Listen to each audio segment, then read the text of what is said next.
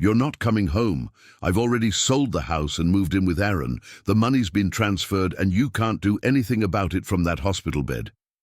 Before we jump back in, tell us where you're tuning in from, and if this story touches you, make sure you're subscribed, because tomorrow I've saved something extra special for you. My wife's words hit harder than the stroke that had put me in the hospital 3 weeks earlier. I didn't raise my voice. I didn't break down. I simply asked, "When did you close the sale?" "Yesterday," Jennifer replied, sounding almost disappointed by my calm response. "The new owners move in next week. I figured you could stay with your brother when they discharge you." "I see," I said. "Well, I should let you go. The nurse needs to check my vitals." The call ended, and I stared at the ceiling of my hospital room, the machines beeping steadily beside me. My name is Matthew Reynolds. At 48, I've spent the last 20 years restoring historic homes in Portland, Oregon. My work demands patience, attention to detail, and an understanding that what's hidden beneath the surface often matters more than what's immediately visible. Those same skills would now save everything I'd worked for. 3 weeks earlier, I had been in our craftsman-style home in Portland's historic Irvington neighborhood when the symptoms hit. Sudden numbness in my left arm, slurred speech, dizziness. I managed to call 911 before collapsing in our home office. The diagnosis was a stroke, thankfully caught early enough to prevent permanent damage, but it required weeks of hospitalization and rehabilitation. Jennifer visited less frequently. As the days passed, when she did come, she spent most of the time on her phone, answering texts with a smile I hadn't seen directed at me in months. I didn't need a medical degree to diagnose what was happening to my marriage. Dr. Aaron Mitchell was a neurologist at Northwest Medical Center, not my doctor, but someone Jennifer had apparently met during her hospital visits. According to the nurses who had become my friends and unwitting sources of information, they'd been seen together in the hospital cafe multiple times, their conversations extending well beyond professional courtesy. I should have seen this coming. Our marriage had been showing cracks for nearly a year. Jennifer had grown distant, spending more time at her graphic design studio downtown. When home, she was constantly texting, quickly hiding her screen whenever I entered the room. Weekend trips were cancelled. Dinner conversations became perfunctory. The comfortable silence that had once felt like home had turned cold and awkward. But selling our house while I was recovering from a stroke, that was something I hadn't anticipated. The Irvington home meant everything to me. I'd spotted it 12 years ago, a neglected 1911 craftsman with good bones, but years of misguided renovations. The previous owners had covered original hardwood with carpet, dropped the ceilings to install recessed lighting, and painted over hand-carved woodwork. Most people saw an outdated money pit, but I recognized its potential. Jennifer and I purchased it for $450,000, a steal even then for the neighborhood. I'd spent weekends and evenings restoring its original charm, uncovering pocket doors hidden in walls, refinishing quarter-sawn oak floors, and rebuilding the colonnade that separated the living room from the dining room. Jennifer had initially shared my enthusiasm, spending Saturdays stripping paint from woodwork and Sundays picking period-appropriate paint colors. "This house is our masterpiece," she'd said once, admiring the restored leaded glass windows we'd found in the basement. Over time, her interest waned as mine grew. The house became my showcase, a testament to my restoration skills that brought in clients who wanted similar transformations for their historic homes. The Irvington craftsman wasn't just where we lived, it was the cornerstone of my business reputation. And now, apparently, it was gone. I pressed the call button, and a nurse named Elaine appeared. "Could you bring me my laptop?" I asked. "I need to check something important." Elaine hesitated. "You're supposed to be resting, Matt." "I know, but this can't wait. It's about my house." Something in my expression must have conveyed the urgency because she nodded. 10 minutes. Then it's back to recovery protocols. When Elaine returned with my laptop, I opened my email and wrote to two people. Sophie Chen, my attorney, since before I'd met Jennifer, and Marcus Wilson, my home security consultant and former client. The subject line read, "Urgent, fraudulent property sale attempt." Outside my window, rain fell on the hospital grounds. I watched ambulances arrive, medical staff hurry between buildings, visitors clutch flowers as they entered the main doors. 12 years of marriage, and Jennifer didn't know me at all.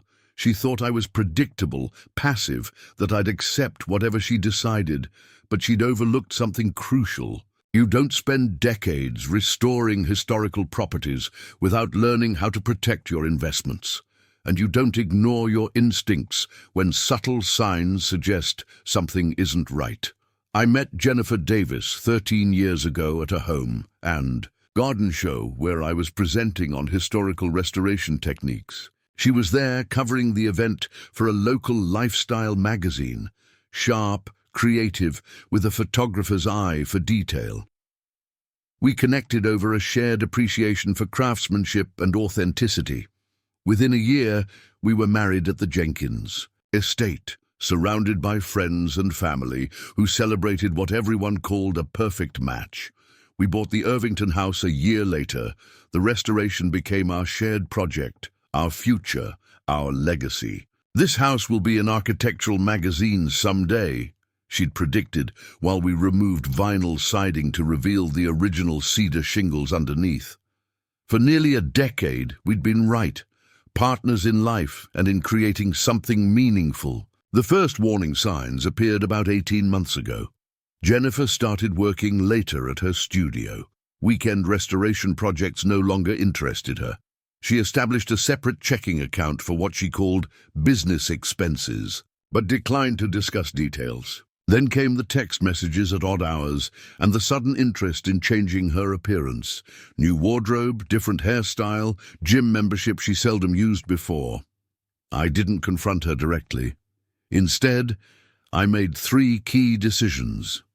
First, I consulted with Sophie about protecting our assets, particularly the house. Second, I installed a comprehensive security system throughout our home, citing a break-in down the street as justification.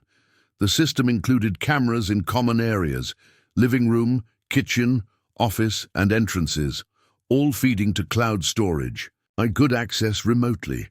And third, I began documenting everything, keeping meticulous records of our finances, property improvements, and Jennifer's increasingly suspicious behavior. "Just protecting our investment," I told Jennifer when she questioned the cameras. She'd shrugged, apparently unconcerned. "Whatever makes you feel better. But this neighborhood is perfectly safe." The security system had been in place for 10 months now. 10 months of footage I could access from anywhere, including my hospital bed. Sophie called within 30 minutes of receiving my email. "Matt, are you okay to talk about this now? Should I come to the hospital?" "I'm fine," I assured her. "Well, not fine, but clear-headed. Jennifer just called to inform me she's sold our house while I've been recovering." Sophie's sharp intake of breath was audible. "She did what? That's impossible without your signature unless she forged it," I finished. "Which I suspect she did. I need you to check the county records immediately.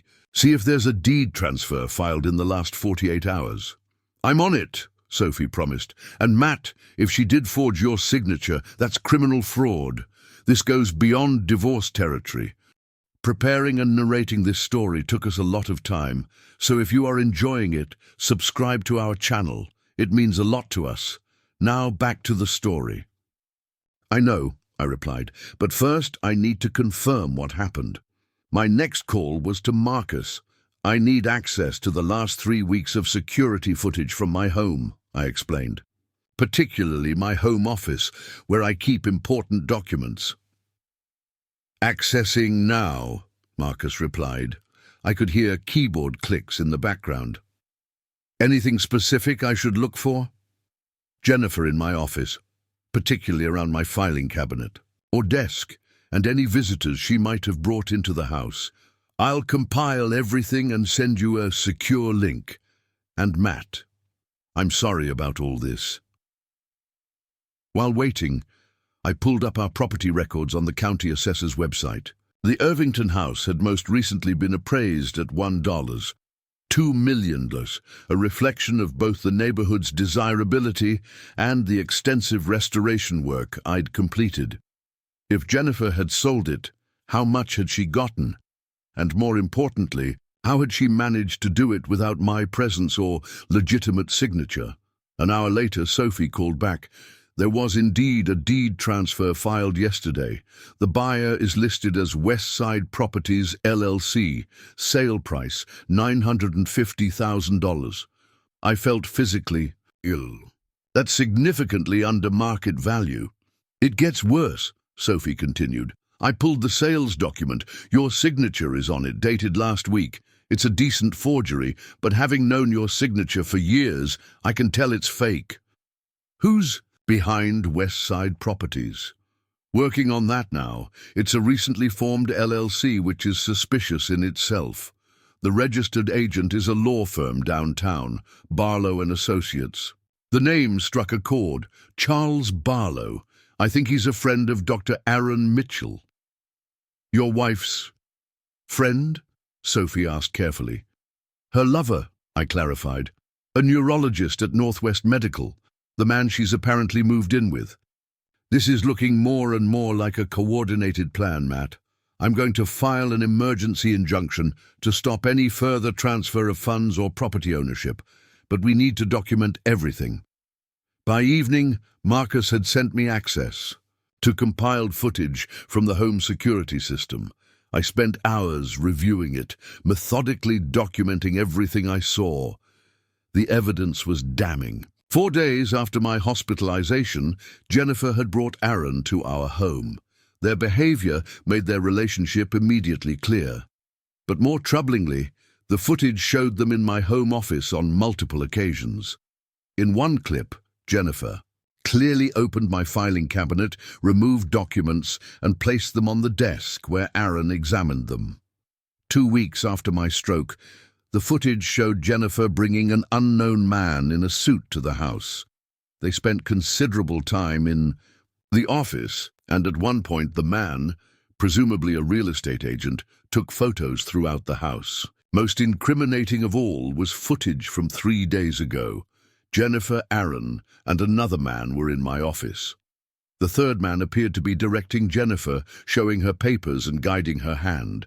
She was practicing my signature. The footage clearly showed multiple attempts on a notepad before she finally signed what appeared to be official documents.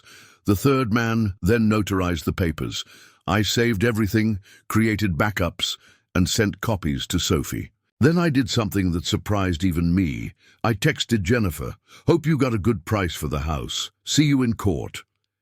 No further explanation, no accusations, just a simple message to let her know that her plan had a serious flaw.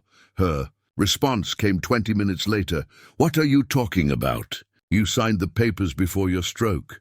You just don't remember because of your condition." A bold lie, but expected. I didn't respond. The evidence would speak for itself. The next morning, Dr. Reeves, my neurologist, came by during rounds. "Your blood pressure was elevated overnight, Matt. Something causing you stress." I laughed without humor. "You could say that. My wife sold our house while I've been recovering here. She's also moved in with one of your colleagues, Dr. Mitchell." Dr. Reeves's professional demeanor cracked slightly.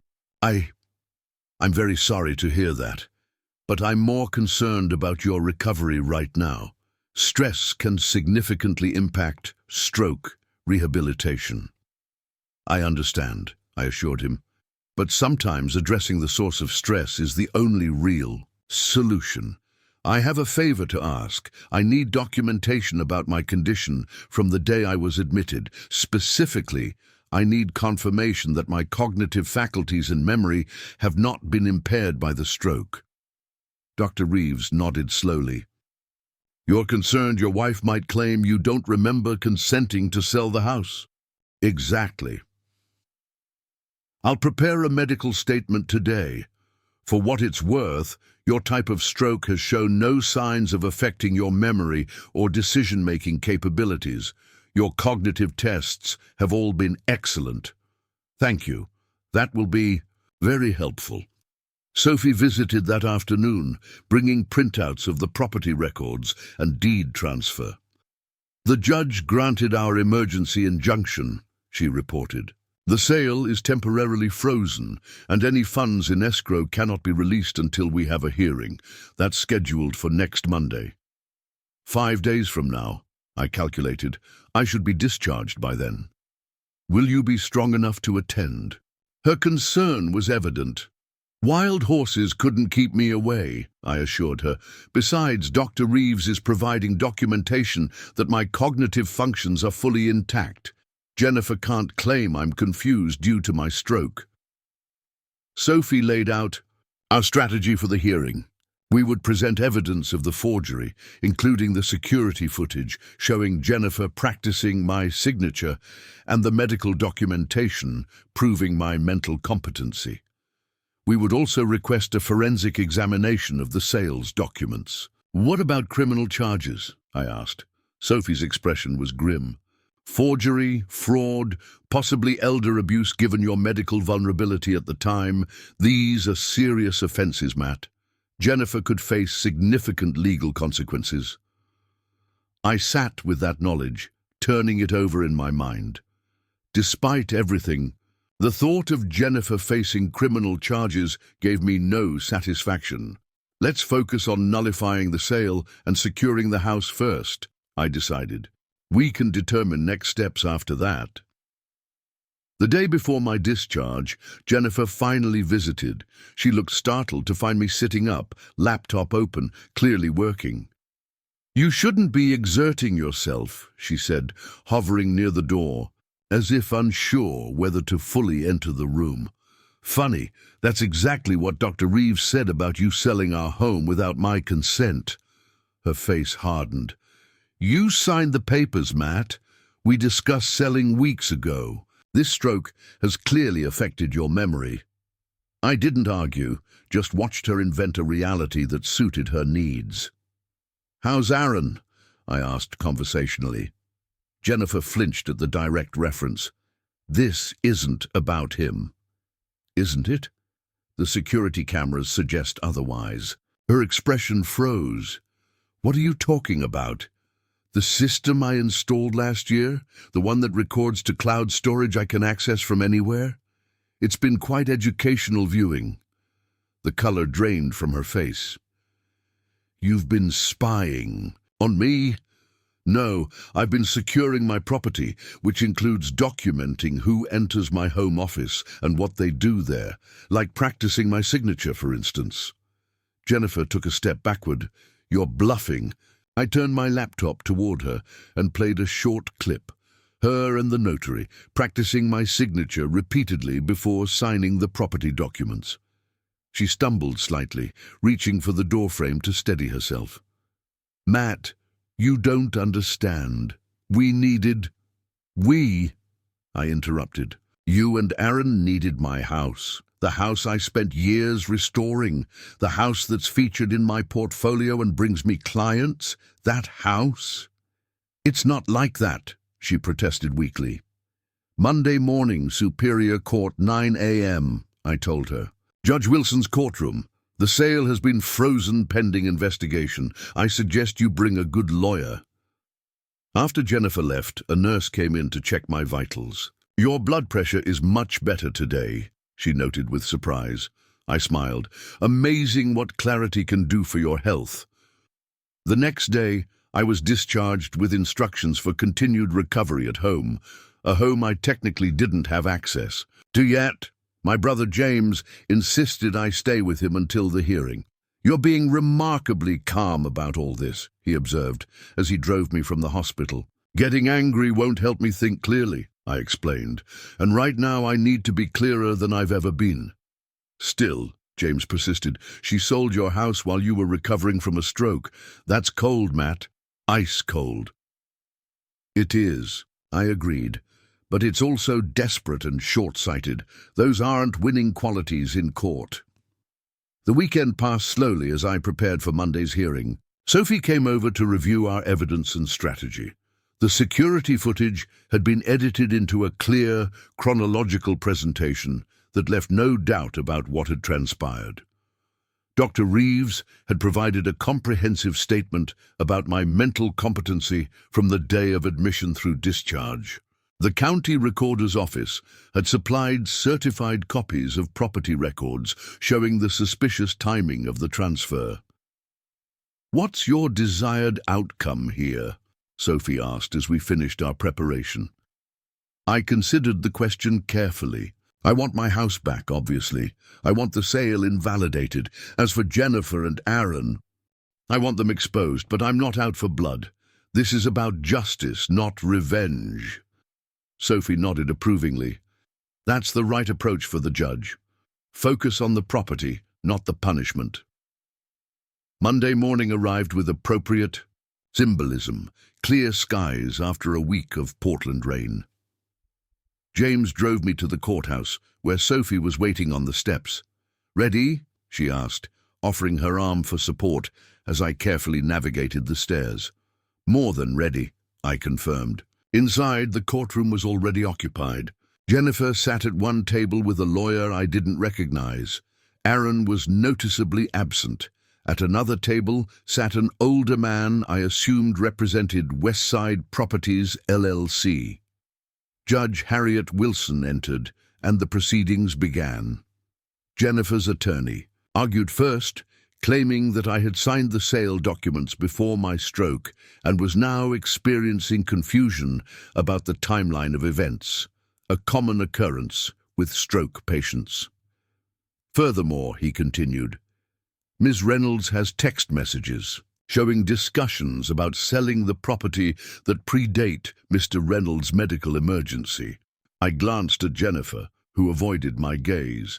Those would be selectively chosen from conversations about theoretical future downsizing, not actual sales plans. When Sophie's turn came, she was methodical and calm. "Your Honor, we have irrefutable evidence that Mr. Reynolds never consented to this sale, that his signature was forged, and that this was a coordinated effort to take advantage of his medical vulnerability." She presented Dr. Reeves's statement first, establishing that my cognitive functions had never been impaired. Then came the property records showing the suspicious timing and below-market sale price. Finally, she turned to the security footage. "Your Honor, Mr. Reynolds installed a security system in his home last year, with cameras in common areas including his home office. The footage we're about to show clearly documents the forgery of his signature and the conspiracy to fraudulently sell his property." The courtroom fell silent as the video played. It showed everything: Jennifer and Aaron examining my files, the real estate agent touring the house, and most damning of all, Jennifer practicing my signature before signing the sales documents as the notary watched. Judge Wilson's expression remained professional, but her eyes widened slightly at the practice signature attempts. When the footage ended, she turned to Jennifer's attorney. "Counselor, do you wish to respond to this evidence?"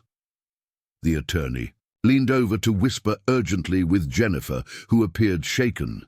After a moment, he straightened. "Your Honor, we request a brief recess to confer with our client." "Granted. 15 minutes. When court resumed, Jennifer had a different demeanor, defeated, resigned. Her attorney addressed the court. "Your Honor, in light of the evidence presented, my client wishes to withdraw her claims regarding the property sale. She acknowledges that proper procedures were not followed." Judge Wilson's gaze was steel. "That's putting it mildly, Counselor. This footage suggests criminal forgery and fraud. Mr. Reynolds, do you wish to pursue criminal charges against your wife?" All eyes turned to me. I looked at Jennifer, seeing not just my wife of 12 years, but a stranger who had been capable of betraying me at my most vulnerable moment. Yet beneath my anger and hurt was the memory of easier times, restoration projects completed together, celebrations in the garden we'd revived, dreams shared under the original coffered ceiling we'd uncovered and restored. Your Honor, my primary concern is invalidating the fraudulent sale and securing my property. As for criminal charges, I reserve the right to pursue them, but I'm not requesting them at this time. Judge Wilson nodded. Very well. This court finds clear and convincing evidence of fraud in the transfer of the property located at 4217 Northeast Tillamook Street. The sale is hereby invalidated, and the property is returned to the sole ownership of Matthew Reynolds. The temporary injunction on the escrow funds is continued pending further proceedings regarding their proper disposition. She turned her attention to the representative from Westside Properties. As for you and your client, sir, this court has serious questions about your involvement in what appears to be a fraudulent scheme. The evidence suggests you may have been aware of the forgery. The man paled visibly. Your Honor, my client was assured all signatures were legitimate. Save it for your own hearing, Judge Wilson advised. This court is referring this matter to the District Attorney's Office for investigation of all parties involved. She banged her gavel. Court is adjourned. As people began to leave, I remained seated, suddenly overwhelmed by the emotional weight of the proceedings. Sophie placed a hand on my shoulder. You won, Matt. The house is yours again. Thank you, I said simply, knowing no words could fully express my gratitude. Jennifer approached hesitantly, her attorney hovering protectively nearby. Matt, Don't, I interrupted. There's nothing to say. The keys, please. Wordlessly, she reached into her purse and placed my house keys on the table between us. I noticed she'd already removed her own key from the ring. I'll arrange to collect my personal items, she said quietly. Contact Sophie to schedule it. I won't be there. She nodded and turned to leave, then paused. The restoration work you did, it really was beautiful. I'm sorry I stopped appreciating it. I didn't respond. Some breaches can't be repaired, even by the most skilled restoration expert. 3 weeks later, I stood on the front porch of my craftsman home, watching the early morning light play across the original leaded glass of the front door. The house felt different now, emptier with Jennifer's belongings gone, but somehow more authentically mine. The divorce proceedings were underway, straightforward given the circumstances. Jennifer had moved to Seattle with Aaron, whose reputation at the hospital had suffered considerably after the hearing. Westside Properties LLC had been revealed as partly owned by Aaron's brother, confirming my suspicions about the coordinated scheme. I'd received calls from several news outlets wanting to cover the story, Stroke Survivor Catches Wife's Fraud Through Hidden Cameras, but had declined them all. This wasn't a story I wanted to relive for public consumption. Instead, I focused on healing, both physically and emotionally. The stroke had left me with minor weakness in my left arm, which daily therapy was addressing. The betrayal had left deeper wounds that would take longer to mend. I'd hired a contractor to help with changes I'd been planning before the stroke, opening the kitchen to create better flow, adding period-appropriate built-ins to the dining room, restoring the original butler's pantry. The house was evolving, as houses should, while maintaining its historical integrity. My phone rang, Sophie calling with updates on the divorce settlement. As I answered, I walked through the front door into the house that remained mine, not through luck, but through foresight and preparation. The morning sun streamed through those leaded glass windows, casting patterns across the oak floors I'd painstakingly restored years ago. Some things, once properly secured, can withstand even the most determined attempts to take them away. My house was one of them. My sense of self, I was learning, was another. The hospital discharged me the following afternoon, though discharged felt like too formal a word for what was essentially being evicted from the safety of medical supervision into a world that had shifted beneath my feet, while I was unconscious. My brother James insisted on driving me, not to my home, as would have been normal just weeks earlier, but to his downtown condo. When I protested, claiming I could manage on my own, he simply took my overnight bag from my hands and kept walking. Matt, you just had a stroke, found out your wife is cheating with a doctor, and discovered she tried to sell your house out from under you. You're staying with me until this gets sorted. He wasn't wrong. The medical staff had emphasized the importance of minimizing stress during recovery, advice that seemed almost laughable given the circumstances. As we drove through Portland's rain-slicked streets, I sat quietly watching the city pass by, mentally cataloging what needed to be done. The emergency injunction Sophie had filed would temporarily halt the sale, but I needed to move quickly if I wanted to reclaim what was rightfully mine. Most importantly, I needed to review the security footage in detail. James's condo was a sleek, minimalist space in a high-rise with floor-to-ceiling windows overlooking the Willamette River. My brother, ever the successful commercial real estate developer, lived alone in a space designed for entertaining business associates rather than providing comfort. The guest room was pristine and impersonal, like a high-end hotel suite. "It's not much," he apologized, setting my bag on the bed, "but it's quiet and the doorman ensures complete privacy."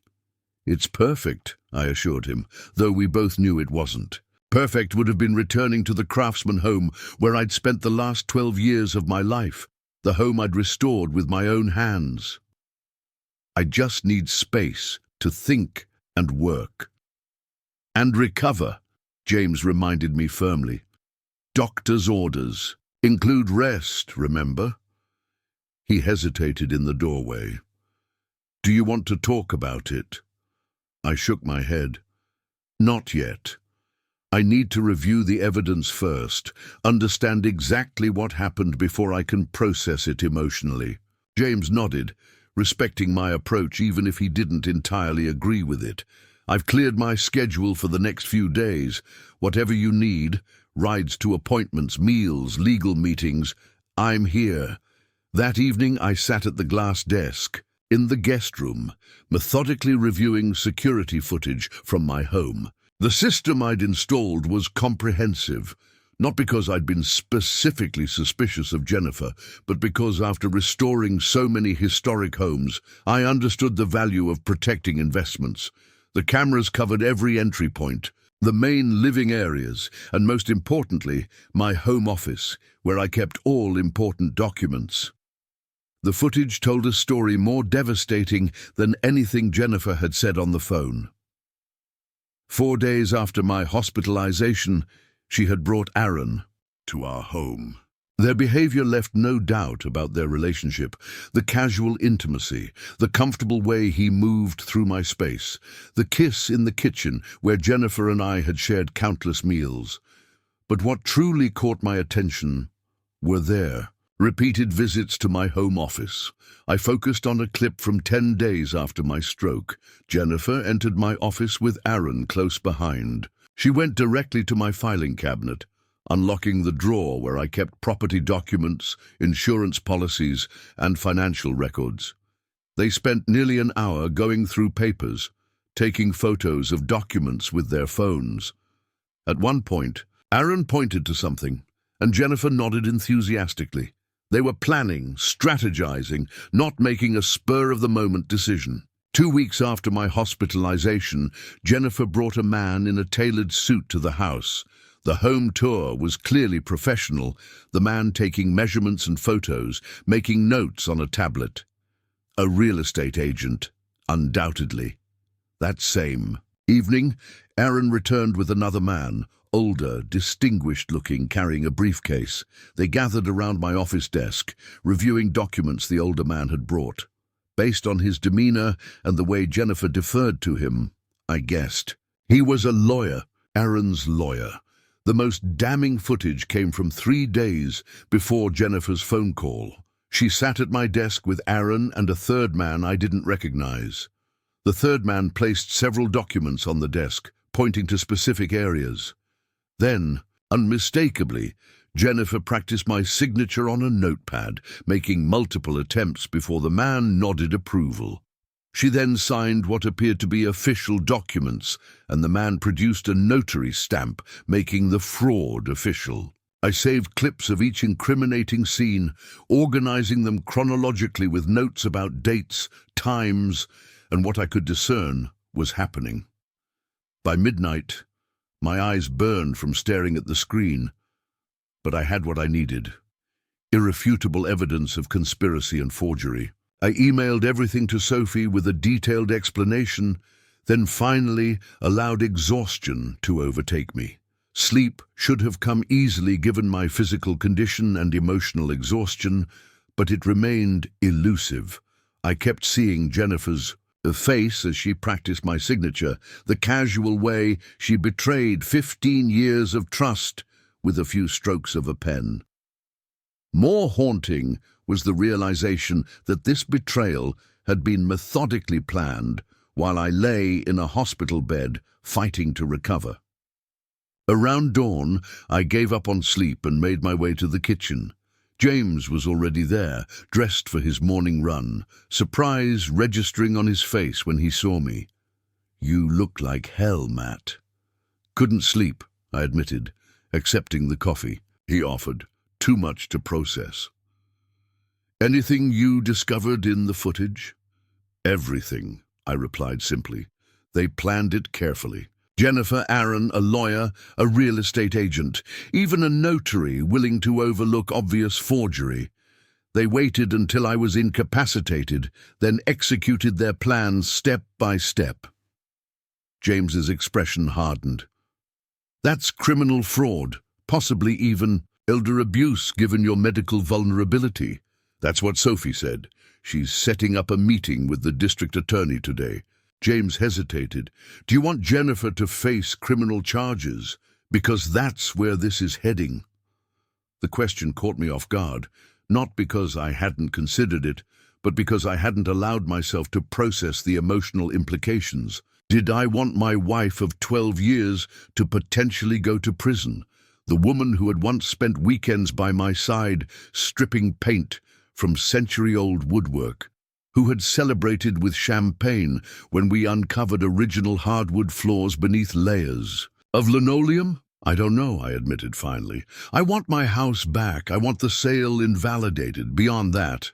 I trailed off, unable to articulate what justice would look like in this situation. "You don't have to decide everything today," James reminded me gently. "One step at a time, right? Isn't that what you always say about restoration projects?" I managed a small smile at that. Focus on the foundation before worrying about the trim work. Sophie called while James was out on his run. "I've reviewed the footage, Matt. It's extremely compelling evidence. I've scheduled a meeting with Judge Wilson for 3 o'clock today to present our case for an emergency hearing. Can you be there?" "Absolutely," I confirmed. "What do you need from me?" "Just your presence and testimony. Bring a copy of the full security footage. Also, do you have any documentation from your doctors confirming your mental capacity was never compromised? Jennifer's likely defense will be that you agreed to the sale before your stroke and simply don't remember." "I'll get something from Dr. Reeves this morning." "Perfect. One more thing. I've identified West Side Properties, LLC. It's a recently formed shell company. The registered agent is a law firm downtown, but the beneficial owner appears to be Jason Mitchell. Mitchell, any relation to Aaron? His brother, according to public records." The pieces clicked into place with sickening clarity. This wasn't just Jennifer leaving me for another man. This wasn't even just about selling our home without my consent. This was a calculated financial scheme, Aaron and his brother acquiring my meticulously restored historic property at well below market value through fraud. "The sale price," I said suddenly. "Do we know what it was?" "According to the filing, $950,000, Sophie replied. I let out a bitter laugh. The property was appraised at $1.2 million last year, and that was before I completed the kitchen restoration and replaced all the period windows. They were stealing at least $250,000 in equity, possibly more in today's market. Which strengthens our case considerably, Sophie noted. This wasn't just a domestic dispute, it was financial fraud. After speaking with Sophie, I called Northwest Medical Center and asked to speak with Dr. Reeves. His assistant initially said he was unavailable, but when I explained the urgency, she put me through. "Mr. Reynolds," he greeted me warmly. "How are you feeling? No complications, I hope." "Physically, I'm recovering well," I assured him, "but I'm dealing with an unexpected legal situation. I need documentation confirming that my stroke didn't affect my memory or decision-making capacity." There was a brief silence. "Is this about your wife? Rumors travel quickly in hospitals." "Yes," I admitted. "She's claiming I agreed to sell our house before my stroke and simply don't remember due to my condition." Dr. Reeves's voice took on a professional crispness. "That's categorically false. Your type of stroke affected the motor function on your left side, but showed no impact on cognitive functions. Your MRI and cognitive assessments all confirm this. Your memory and decision-making capabilities have been consistently intact from admission through discharge." "Could you provide official documentation stating that?" "I have a court hearing this afternoon. I'll have it prepared within the hour. You can pick it up at the admin desk, or I can email it directly to your attorney if you prefer." "Email would be perfect. Her address is Sophie, @chenochenlegal.com. Consider it done. And Mr. Reynolds, for what it's worth, I'm sorry you're dealing with this during your recovery. Dr. Mitchell's behavior reflects poorly on our entire institution." James returned from his run as I was finishing the call. "Court hearing this afternoon?" he questioned, having caught the end of my conversation. 3 o'clock with Judge Wilson. Sophie's requesting an emergency proceeding based on the evidence." "I'll drive you," he said immediately. "You don't need to keep putting your life on hold for me," I protested weakly. James shook his head. "This isn't a burden, Matt. This is what family does. Besides," he added with a grim smile, "I want to see the look on Jennifer's face when she realizes what she's up against." Late morning brought another unexpected call. This one from Marcus Wilson, my security consultant. "Matt, I've been reviewing your system remotely as you asked. There's something you should know." "What did you find?" "Someone's been attempting to access the cloud storage where your security footage is backed up. Multiple failed login attempts from an IP address I traced to Northwest Medical Center." My grip tightened on the phone. "When?" "Started yesterday afternoon, shortly after you contacted me. They're still trying periodically. They haven't succeeded. Your two-factor authentication is working, but they're persistent. Can you lock it down completely, change the credentials, strengthen the security?" "Already done," Marcus assured me. "I've moved everything to a secure server under my company's control and implemented additional protections. They can't delete or access anything now, but the attempt itself is telling. They realized their mistake," I mused. "They remembered the security system but thought they could erase the evidence." "Exactly. And Matt, that's consciousness of guilt in legal terms. They knew what they did was wrong and tried to cover their tracks." I thanked Marcus for his diligence and added this new information to my notes for Sophie. The attempted access to the security footage was one more piece of evidence showing deliberate, calculated fraud rather than a misunderstanding. By 2 o'clock, James and I were headed downtown to the Multnomah County Courthouse. I dressed carefully in a charcoal suit that hung slightly looser than it had before my hospitalization. Sophie met us on the courthouse steps, professional in a navy pantsuit, carrying a leather portfolio that contained what we hoped would be my salvation.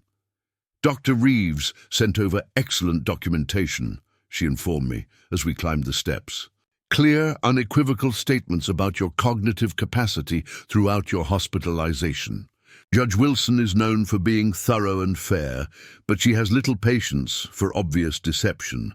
I'm feeling cautiously optimistic. Judge Harriet Wilson's chambers were austere but not unwelcoming. At 60-something, with steel-grey hair and penetrating eyes, she commanded respect without intimidation. She gestured for us to sit at the small conference table, where, to my surprise, Jennifer and her attorney were already waiting. Jennifer looked different, her normally meticulous appearance slightly disheveled, dark circles under her eyes, suggesting sleepless nights. When our eyes met, she quickly looked away, focusing intently on the papers before her. Her attorney, a sharp-featured man in his 50s, nodded curtly in our direction. "Thank you all for coming on such short notice," Judge Wilson began, her tone brisk but not unkind. "I've reviewed the emergency petition filed by Ms. Chen on behalf of Mr. Reynolds. The allegations are serious: forgery, fraud, and unauthorized sale of real property during a period of medical vulnerability." She turned to Jennifer's attorney. "Mr. Blackwell, your client has filed a response claiming Mr. Reynolds consented to this sale prior to his medical event, correct?" "That's correct, Your Honor," Blackwell responded smoothly. "Mrs. Reynolds has documentation showing discussions about selling the property that predate Mr. Reynolds' stroke. Furthermore, Mr. Reynolds signed the necessary paperwork before his hospitalization." I tensed, fighting to maintain my composure at the blatant lie. Sophie placed a calming hand on my arm before addressing the judge. "Your Honor, we have conclusive evidence that Mr. Reynolds never signed any sales documents, that his signature was forged while he was hospitalized, and that this was a coordinated effort between Mrs. Reynolds, her paramour, Dr. Aaron Mitchell, and his brother, who is the beneficial owner of the purchasing LLC. Judge Wilson's eyebrows raised slightly. "These are substantial accusations, Ms. Chen. What evidence can you present?" Sophie opened her portfolio. "First, medical documentation from Dr. Cameron Reeves, Mr. Reynolds' neurologist, confirming that his stroke had no impact on his cognitive functions, memory, or decision-making capacity at any point." She passed the document to the judge. "Second, property records showing the suspicious timing of the sale and the below-market price. Third, and most compellingly, security footage from Mr. Reynolds' home, clearly showing Mrs. Reynolds forging his signature on the sales documents." Jennifer visibly paled. Blackwell leaned over to whisper something to her, his expression concerned. "Security footage." Judge Wilson looked up from the documents. "Yes, Your Honor. Mr. Reynolds installed a comprehensive security system in their home last year. The system records to cloud storage, allowing remote access. The footage clearly shows Mrs. Reynolds, Dr. Mitchell, and several others conspiring to forge documents and fraudulently sell the property while Mr. Reynolds was hospitalized." "I'd like to see this footage," Judge Wilson stated. Sophie nodded. "To me, and I produced the laptop containing the compiled evidence. As the judge watched, the room fell silent. The footage was undeniable: Jennifer and the notary practicing my signature, the meetings with Aaron and his brother, the real estate agent measuring and photographing the house. When the most damning clip played, Jennifer signing the final documents with the complacent notary. Jennifer audibly gasped. Judge Wilson's expression remained neutral, but her eyes had hardened. When the footage ended, she turned to Jennifer and her attorney. "Mr. Blackwell, do you wish to respond to this evidence?" Blackwell looked shaken. He conferred briefly with Jennifer, their whispered conversation growing increasingly tense. Finally, he addressed the court. "Your Honor, my client may have been imprecise in her recollection of events. We request a brief continuance to reassess our position." "Denied," Judge Wilson replied firmly. Based on the evidence presented, I'm issuing an immediate injunction invalidating the purported sale of the property located at 4217 Northeast Tillamook Street. The deed remains in Mr. Reynolds' name, and any funds transferred in connection with this fraudulent sale are to be returned forthwith. She fixed Jennifer with a stern gaze. Mrs. Reynolds, this court takes a very dim view of forgery and fraud, particularly when perpetrated against an incapacitated spouse. You should be aware that these actions may constitute criminal offenses. Ms. Chen, do you intend to pursue criminal charges? Sophie looked to me, the question in her eyes. This was the moment I'd been dreading, the point where justice and mercy collided. I looked at Jennifer, the woman I'd loved for 12 years, now a stranger capable of betraying me at my most vulnerable moment. Yet beneath my anger and hurt was the memory of easier times, restoration projects completed together, celebrations in the garden we'd revived, dreams shared under the original coffered ceiling we'd uncovered and restored.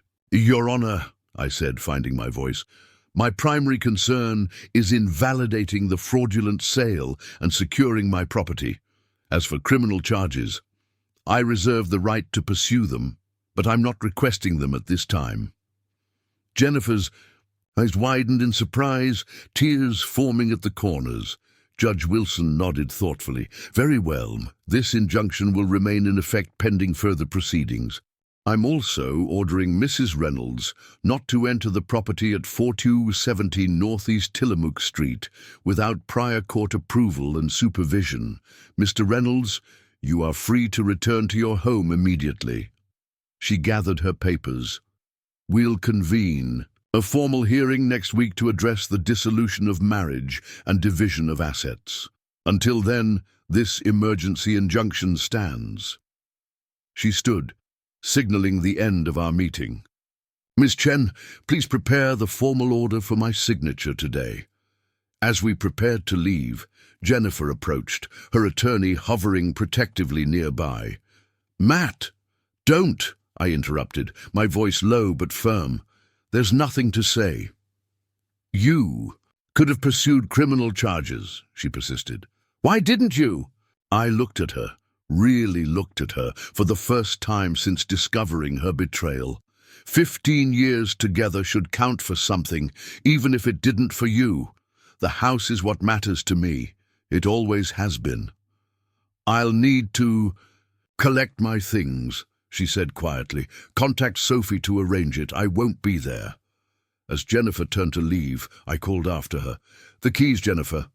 She paused, then reached into her purse and placed my house keys on the table between us. I noticed she'd already removed her own key from the ring. One final betrayal. She'd been planning to never give me access to my own home again.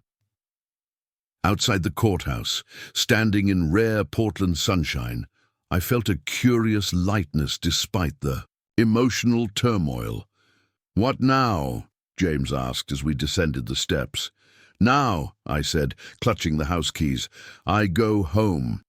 The drive to Irvington was quiet, each of us lost in our thoughts. As we turned onto my street, I felt a surge of emotion, seeing the distinctive silhouette of my craftsman house against the afternoon sky, the wraparound porch with its restored original columns, the cedar shake siding I'd painstakingly replaced piece by piece, the leaded glass windows that had been boarded up when we'd first purchased the property. Every detail represented hours of careful restoration, years of dedication to preserving something beautiful and authentic. James pulled into the driveway and cut the engine. Want me to come in with you? I shook my head. This is something I need to do alone. He nodded in understanding. Call if you need anything. Absolutely anything, Matt. The front door opened, with a familiar creak. I'd never fixed it, enjoying the way the sound announced arrivals. The interior was exactly as I'd left it the morning of my stroke, yet it felt fundamentally changed. Jennifer's presence lingered in the scattered magazines on the coffee table, her favorite throw blanket draped over the armchair, family photos arranged on the mantel. But the house itself, the bones of it, the history embedded in its walls, that remained mine. I moved through each room, slowly, reacquainting myself with the space, cataloguing changes Jennifer had made in my absence. Aaron's influence was visible in small ways.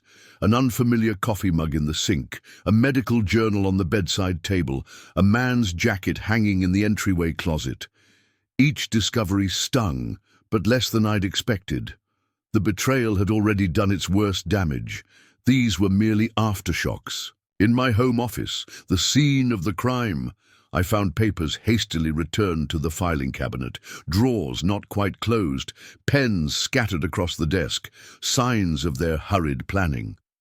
I sat in my chair, running my hands along the restored oak desk that had come with the house, a piece I'd spent weeks refinishing. From this vantage point, the security camera was visible in the corner of the ceiling, its small red light blinking steadily. The irony wasn't lost on me. The professional care I took in preserving historic homes had ultimately saved my own. My phone buzzed with a text from Sophie. Order signed by Judge Wilson. The house is officially yours again. Formal hearing for divorce proceedings set for next Monday, 9 a.m. I texted back a simple, "Thank you," knowing those two words were entirely inadequate for what she'd done. Then I called a locksmith, requesting an emergency same-day service to change every lock in the house. The security codes would need changing too, but Marcus could handle that remotely. By nightfall, I wanted the house to be solely mine again, physically and digitally secured against further intrusion. While waiting for the locksmith, I made my way to the kitchen, the space Jennifer and I had most recently renovated together. 6 months of work had transformed the outdated 1970s remodel back to a period-appropriate design with modern functionality hidden beneath. Custom cabinets built to match the original style, soapstone countertops, a farmhouse sink, and subway tile backsplash that echoed the home's 1911 origins. We'd argued over every detail, compromised on most, and celebrated with champagne when it was finally completed just 3 months ago. Now I stood alone in that carefully crafted space, unsure what to do next. Recovery from a stroke demanded rest, proper nutrition, reduced stress, all seemingly impossible given the circumstances. Yet standing in my house, surrounded by the tangible results of years of restoration work, I felt a resolve strengthening within me. If I could bring this house back from decades of neglect and misguided renovations, I could certainly rebuild my own life. The locksmith arrived as evening settled over Portland, efficiently changing every exterior lock while I explained about a relationship breakdown without elaborating. By 8 o'clock I had new keys, a newly secured home, and a profound exhaustion that went beyond physical fatigue. I made a simple sandwich from what remained in the refrigerator and ate it standing at the kitchen island, unwilling to sit at the dining table where Jennifer and I had shared countless meals. As night fell, I faced another challenge. The bedroom. Our bedroom, the room where Jennifer had presumably been with Aaron during my hospitalization. The thought turned my stomach. Instead, I took blankets to the guest room, a space we'd renovated early in our ownership but rarely used. The bed was comfortable, the room neutral in its decoration, free from the weight of memories that haunted the master suite. Sleep came more easily than I expected, a combination of physical recovery needs and emotional depletion drawing me under. I dreamed of the house, not as it was now, but as we'd found it 12 years ago, its potential hidden beneath layers of misguided modernization.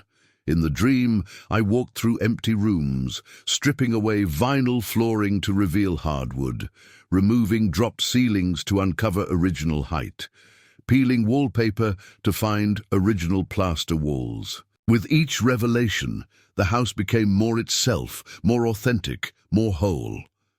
I woke before dawn, momentarily disoriented in the guest room before remembering why I was there.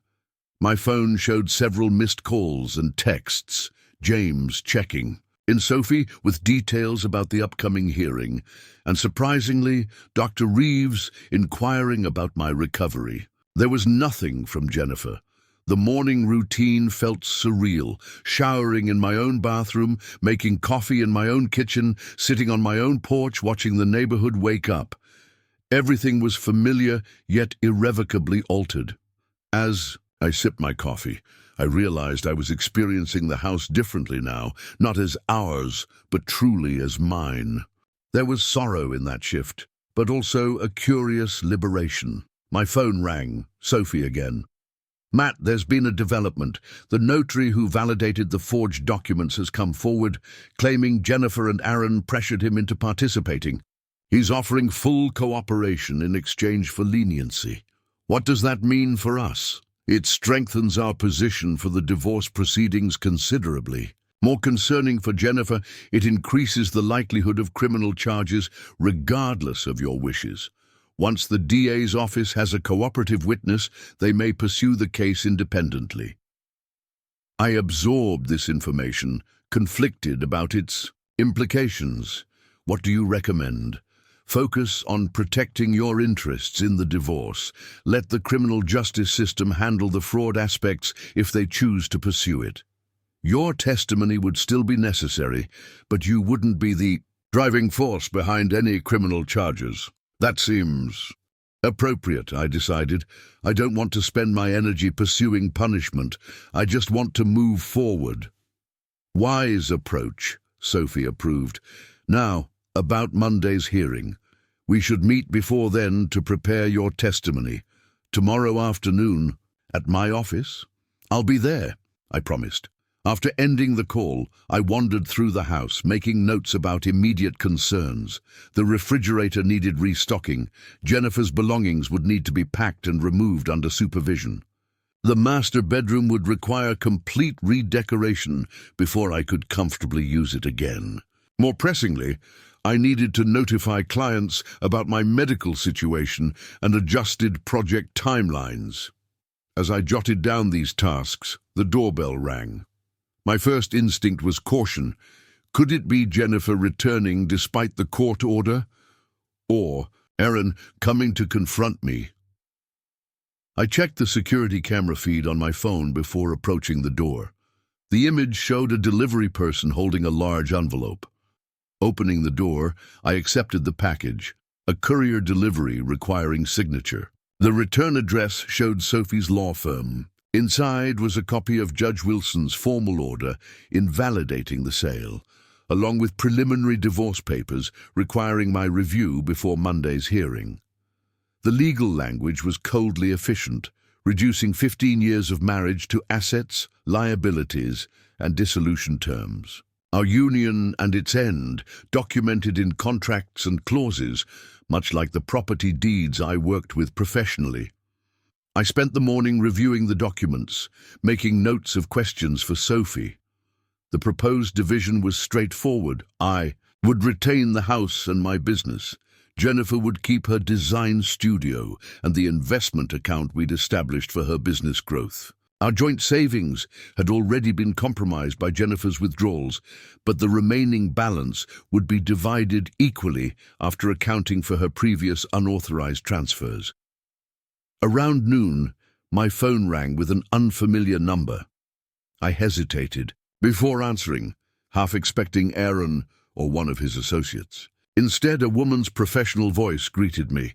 "Mr. Reynolds, this is Elaine Winters from the Oregonian. We've received information about a case involving fraudulent property transfer during medical incapacitation. Would you be willing to comment on your experience?" I froze, unprepared for media interest in my personal crisis. "How did you get this information?" "Court records are public, Mr. Reynolds. Your case has attracted attention because of its unusual circumstances and the potential criminal implications. We're working on a feature about financial exploitation of vulnerable individuals." The request caught me off guard. Part of me wanted to decline immediately to protect what little privacy remained in this situation, yet another part recognized that my experience might help others avoid similar exploitation.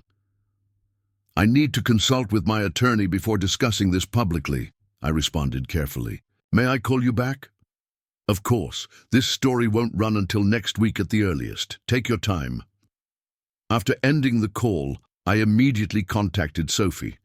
The Oregonian is asking for comment about the case. Apparently they're doing a feature on financial exploitation. Sophie considered this. You're under no obligation to speak with them. However, there could be value in controlling the narrative, especially if criminal charges do move forward. Why don't we discuss this after the hearing on Monday, when we have a clearer picture of how things are proceeding? I agreed, relieved to postpone the decision. The thought of my personal trauma becoming a newspaper feature was unsettling, yet I couldn't deny the potential benefit of warning others about similar vulnerabilities.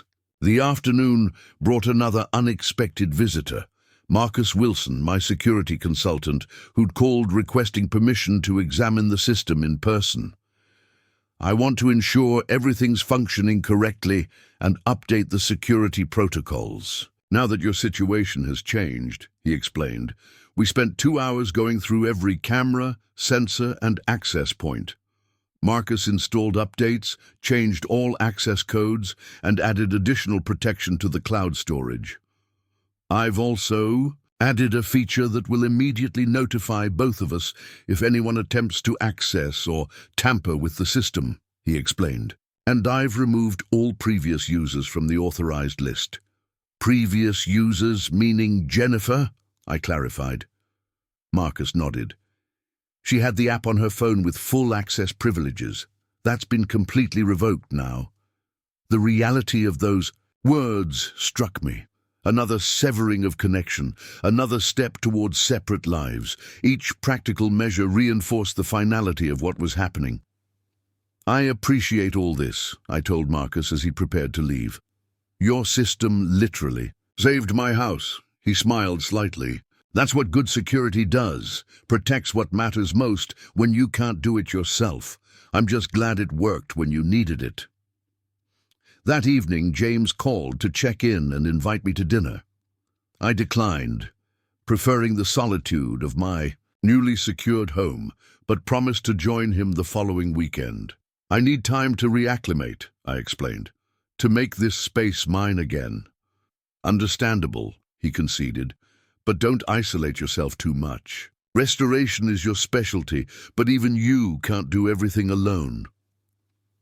His words lingered after we hung up.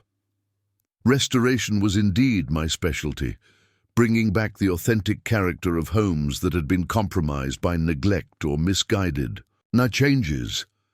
Now I faced a different kind of restoration project, rebuilding a life that had been fundamentally altered by betrayal. Like my approach to historic homes, it would require patience, strategic planning, and a clear vision of what was worth preserving. As night fell, I found myself back on the front porch, watching lights come on in neighboring homes, silhouettes moving behind windows, families gathering for dinner, couples settling in for the evening, the ordinary rhythms of domestic life. Continuing all around me, my own home stood partially illuminated, many rooms still dark, awaiting decisions about their future use. In that moment, I made a promise to myself. This house would not become a mausoleum to a failed marriage. It would evolve as all good houses do, adapting to new circumstances while honoring its authentic character. Tomorrow would bring practical challenges, grocery shopping, medical appointments, preparation for Monday's hearing. But tonight, sitting on the porch of the house I'd fought to keep, I allowed myself to acknowledge a difficult truth. Sometimes the most important renovations happen after the most severe damage. And sometimes what emerges is stronger than what existed before. The weekend passed in a blur of practical necessities.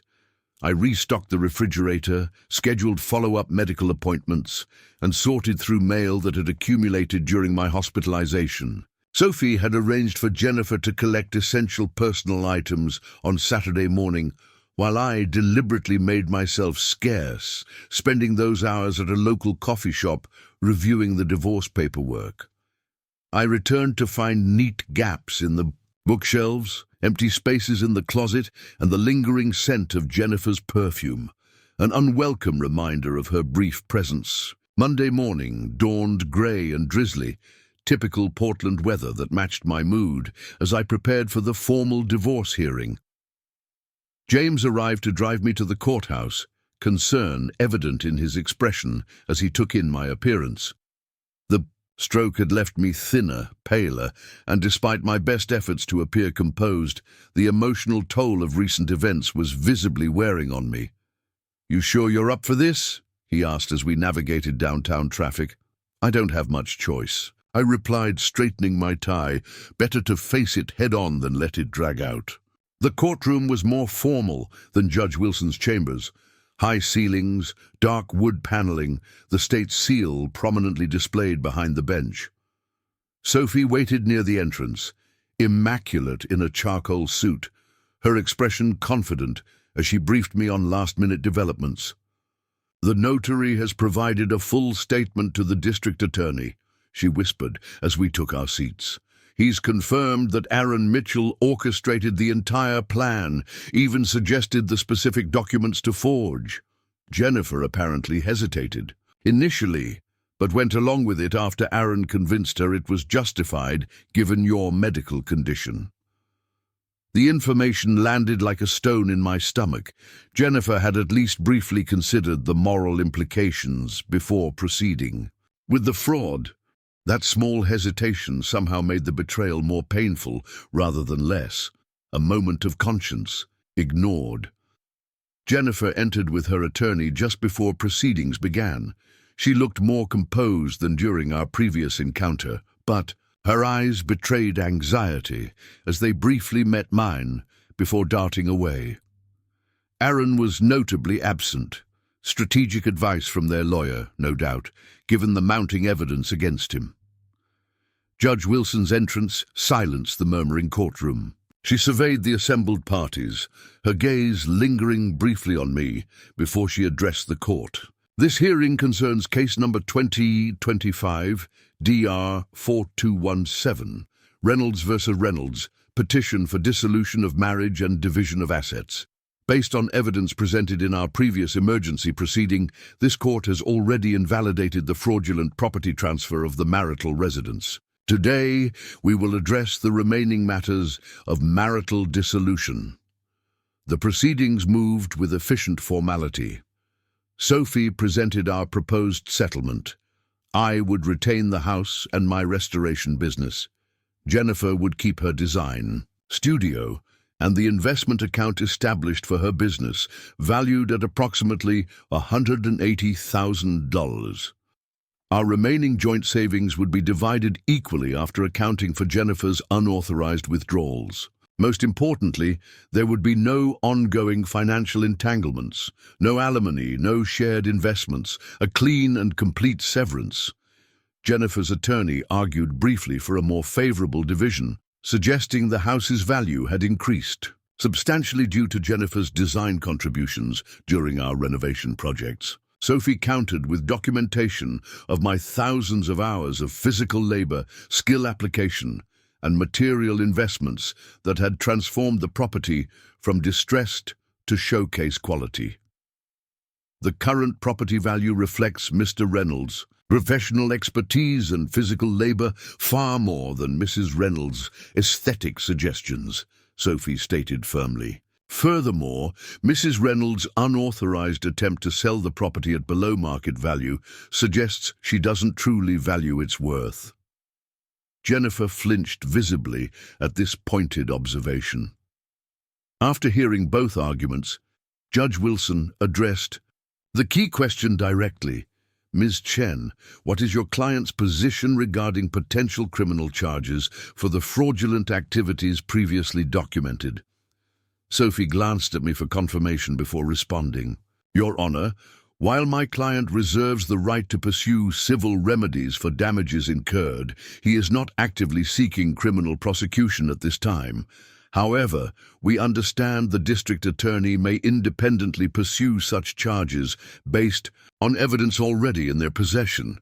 Judge Wilson nodded thoughtfully. Mr. Blackwell, does your client wish to make any statement regarding the property transfer attempt before this court renders its decision? Jennifer conferred briefly with her attorney before standing. Your Honor, I acknowledge that my actions regarding the property were inappropriate. I allowed myself to be influenced by poor advice during a difficult period. She paused, her voice wavering slightly. I accept the proposed property division and wish to conclude these proceedings as expeditiously as possible. The calculated nature of her statement, accepting responsibility without directly admitting forgery, implicating Aaron without naming him, expressing remorse without actually apologizing to me, spoke volumes about her priorities. She wanted. This finished quickly, before criminal charges could complicate matters further.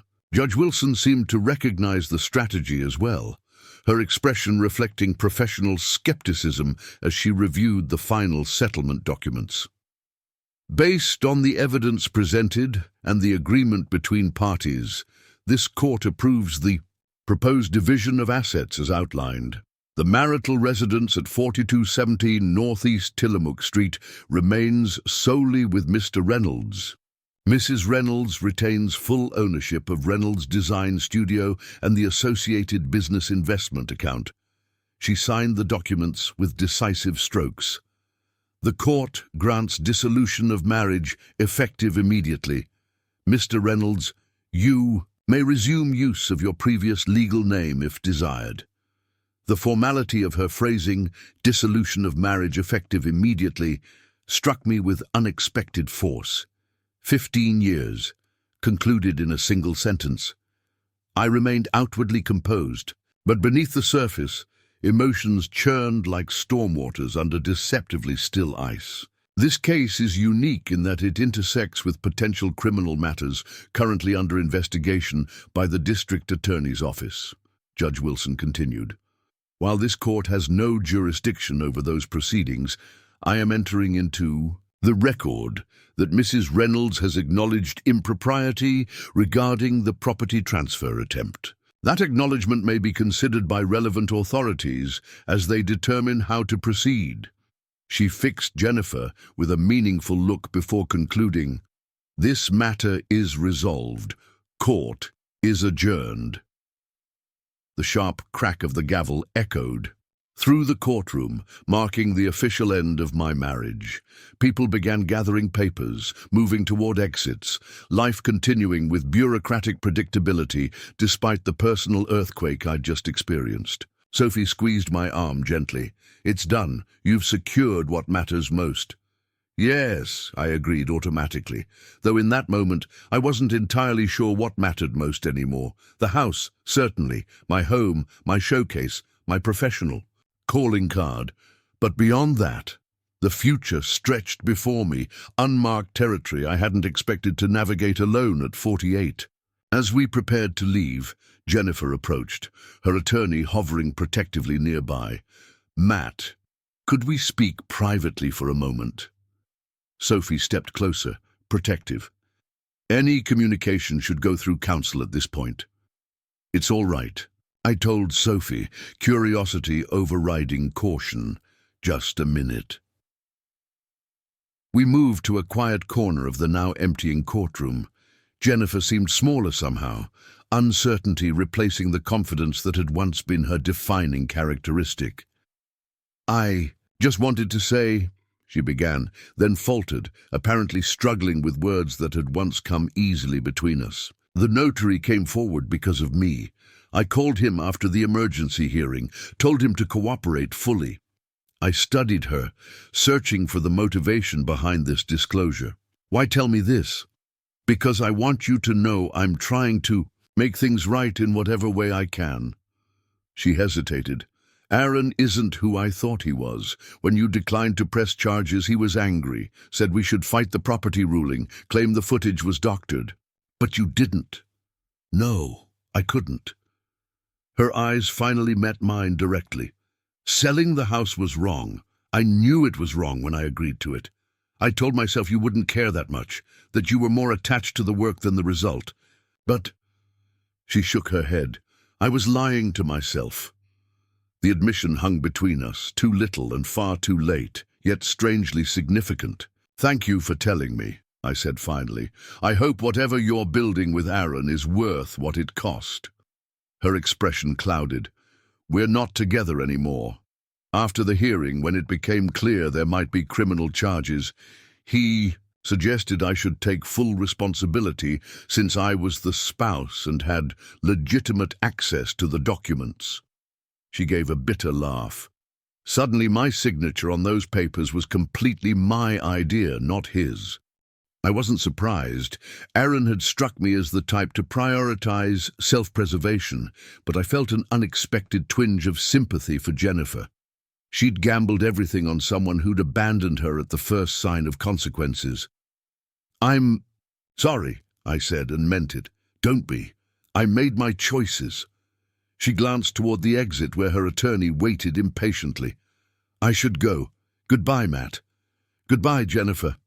I watched her walk away, straight-backed, despite everything, still projecting the confidence that had first attracted me 13 years ago. Only now could I recognize how much of that confidence had been facade rather than foundation. Outside the courthouse, rain had given way to weak sunshine breaking through clouds. James waited by his car, respectfully distant during my exchange. "With Jennifer, everything okay?"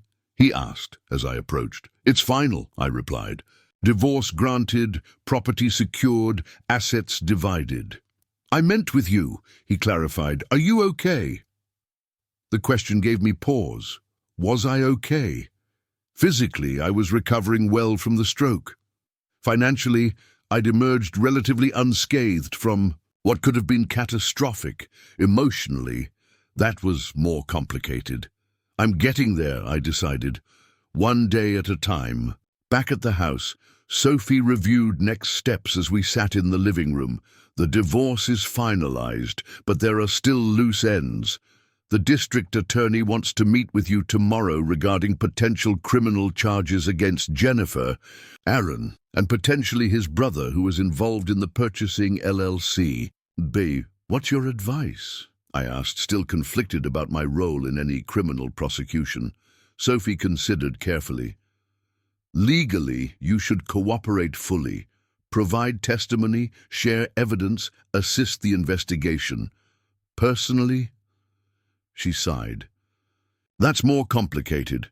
Criminal proceedings are public, often lengthy, and can be emotionally draining. You've already achieved your primary goal of securing your property. You need to decide if pursuing justice in the criminal sense is worth the continued stress while you're still recovering." "What happens if I decline to participate?"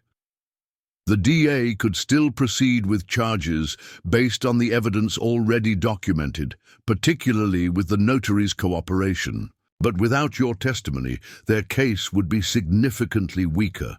Essentially, you wouldn't be stopping the prosecution, but you might be limiting its scope or effectiveness." I nodded, turning the options over in my mind. "I need to think about it." "Of course.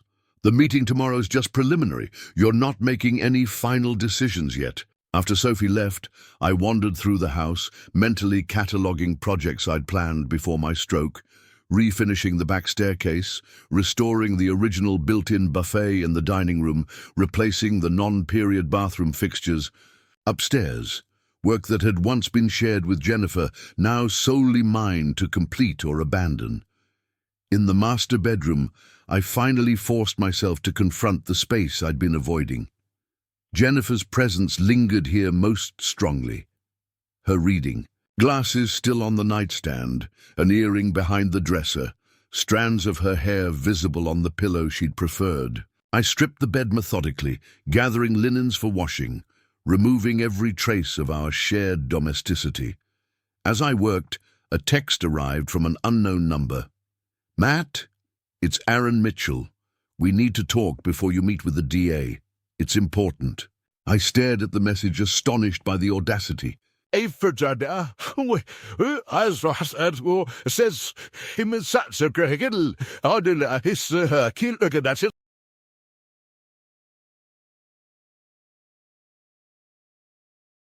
Was a hard sheeper, nah, I got to take it, but I mean for fun, it can because you do off a corner, a drama, and you pay all, and I answered. Mr. Reynolds, this is Patricia Holden, Chief of Medical Staff at Northwest. I understand you've been contacted by Dr. Mitchell. How did you know that? He informed administration of his intention to reach out to you against explicit instructions not to contact any member of the Reynolds family. I'm calling to apologize for this breach of protocol and to assure you that appropriate disciplinary measures are being taken. I appreciate that, I replied, surprised by the formal intervention. May I ask what prompted these measures? Dr. Holden hesitated briefly. While I cannot discuss specific personnel matters, I can tell you that the hospital takes ethical violations extremely seriously. Dr. Mitchell's conduct regarding your situation has triggered an internal review, independent of any criminal investigation. After ending the call, I reflected on the ripple effects of Jennifer and Aaron's actions, consequences extending beyond our divorce to his professional standing, potentially even his medical license. The scheme that had seemed so cleverly calculated was unraveling strand by strand. That evening, James came by with takeout from our favorite Thai restaurant, a transparent excuse to check on me after the divorce hearing. We ate on the back deck, watching darkness settle over the garden I'd painstakingly restored from overgrown chaos to period-appropriate landscaping. Remember when you found those original landscape plans in the attic? James asked, following. My gaze to the Japanese maple I'd planted based on century-old documentation. Jennifer thought you were crazy to try reproducing a garden design from 1911. She wasn't wrong about the work involved, I admitted. But some things are worth the effort to restore properly. James studied me over his beer bottle. You know, most people would be falling apart right now. Stroke, divorce, property fraud, any one of those would send the average person spiraling. Yet here you are, methodically rebuilding, just like you do with your houses. I'm not sure that's entirely healthy, I acknowledged. Processing emotions has never been my strong suit. Maybe not, but it's getting you through. Just don't wall everything off permanently. Restoration isn't about erasing damage. It's about integrating it into something whole again, right? His insightful application of my professional philosophy to my personal situation caught me off guard. Since when did you become so wise about restoration? I've been listening to you talk about it for 20 years, he replied with a grin. Some of it was bound to stick eventually. Later, after James had left, I sat alone in my office reviewing files for the district attorney meeting. The security footage remained the most compelling evidence. Jennifer practicing my signature, Aaron directing the process, the notary, complicit in the fraud. I watched the clips again, trying to view them dispassionately as a neutral observer might. What struck me now, with some emotional distance, was how clinical their approach had been, identifying vulnerability, gathering necessary documents, executing the plan step by step. It wasn't a crime of passion or desperation, but a calculated financial strategy. Aaron had recognized an opportunity in my medical crisis and exploited it methodically, convincing Jennifer to participate by appealing to her business ambitions and whatever emotional connection they had formed. My phone buzzed with a text from Sophie. Spoke with DA's office. Mitchell's attorney has reached out about a potential plea deal. They're getting nervous. Meeting still on for tomorrow, 2 p.m. The notification that Aaron was already negotiating underscored what Jennifer had revealed. He was prioritizing self-preservation, likely preparing to shift blame to minimize his own exposure. The thought strengthened my resolve to attend tomorrow's meeting, if only to ensure the record accurately reflected each person's role in the scheme. The next morning I had a follow-up appointment with Dr. Reeves. The medical update was positive. My recovery was progressing well, with continued improvement in left-side mobility and coordination. After completing the physical assessment, Dr. Reeves addressed the elephant in the room. "I feel I should inform you that Dr. Mitchell has been suspended pending investigation by the Medical Ethics Board," he said, maintaining professional neutrality despite the subject matter. "Your case has raised serious concerns about his judgment and integrity." "I didn't file a complaint with the medical board," I clarified, not wanting to be seen as targeting Aaron's career. "You didn't have to. Once evidence of his actions became part of court records, the board initiated its own investigation." Dr. Reeves hesitated before adding, "The medical community takes a particularly dim view of doctors who exploit vulnerable patients or their families. It strikes at the heart of the trust that makes healthcare possible." I nodded, understanding the professional implications. Aaron had violated not just legal boundaries, but ethical ones, fundamental to his profession. His actions reflected a character flaw that legitimately called into question his suitability as a physician. "What about Jennifer?" Dr. Reeves asked carefully, "if you don't mind my asking." "The divorce was finalized yesterday," I replied. "She's apparently no longer with Aaron. Beyond that, I don't know her plans." He nodded thoughtfully. "And you? What's next for you, Booty?" The question echoed one James had asked earlier, yet coming from my doctor, it carried different implications. Not just emotional recovery, but holistic healing. Professionally, I have projects to complete once I'm medically cleared. Personally, I considered the question more deeply. I'm focusing on restoration of my home, my health, my sense of security. The rest will come with time. "That's a healthy approach," Dr. Reeves approved. "Just remember that recovery isn't linear. There will be setbacks alongside progress. Be patient with yourself." His advice stayed with me as I prepared for the meeting with the district attorney. I selected a suit that had once fit perfectly, but now hung slightly loose on my frame, a visible reminder of what the past month had cost me physically. As I struggled slightly with buttoning the shirt cuffs, the left side weakness from the stroke more apparent with fine motor tasks, I acknowledged that recovery would indeed be non-linear, with frustrations interspersed among victories. Sophie met me at her office before the meeting, reviewing the key points the DA would likely address.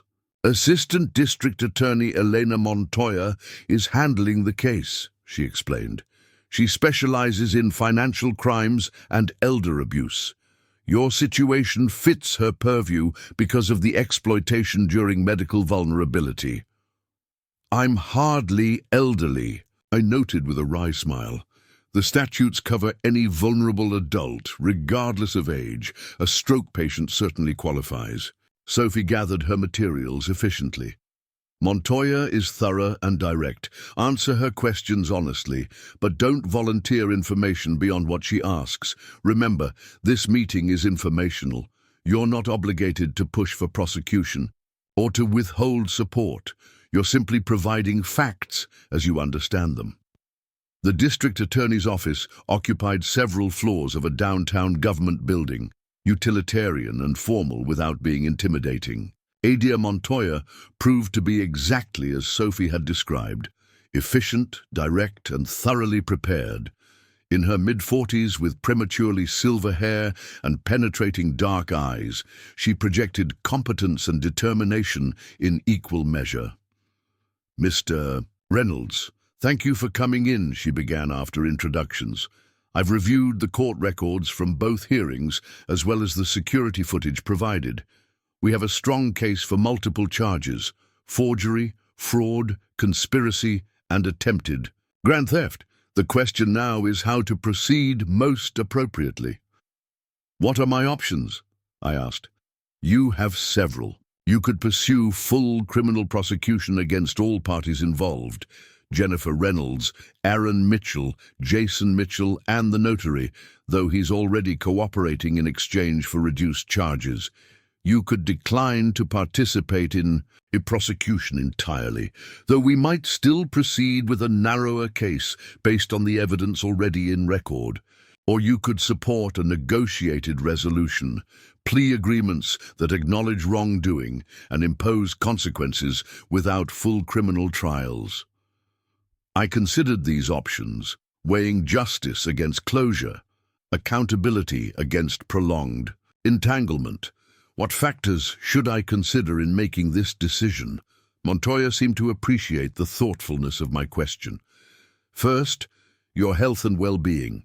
Criminal proceedings can be lengthy and stressful for victims. Second, the practical outcome, what justice looks like to you specifically. Third, the broader implications, whether prosecuting this case might deter similar schemes against vulnerable individuals. And what's your recommendation? I asked directly. Professionally, I believe this case warrants prosecution. The premeditated nature of the fraud, targeting someone during a medical crisis, the involvement of a physician who violated both legal and ethical boundaries, these factors suggest serious misconduct that should have consequences. Montoya leaned forward slightly. That said, plea agreements could achieve meaningful accountability without subjecting you to prolonged proceedings during your recovery. I nodded, appreciating her balanced perspective. May I have some time to consider this? Of course. However, you should know that Aaron Mitchell's attorney has already approached us about a potential plea arrangement. He seems eager to resolve this quickly, likely to minimize impact on his medical license hearing. This confirmed my suspicion that Aaron was scrambling to protect himself, possibly at Jennifer's expense. What would his plea entail? He's offering to plead guilty to reduced charges of attempted fraud and conspiracy, accept probation, pay restitution, and provide testimony against others involved. In exchange, we would drop the more serious forgery charges that carry potential jail time. And what about Jennifer? I asked, surprised by my continued concern for her welfare despite everything. We haven't received any plea overtures from her counsel yet, but given her lesser role in organizing the scheme and her cooperation, through the notary, she might qualify for a similar arrangement if she's forthcoming.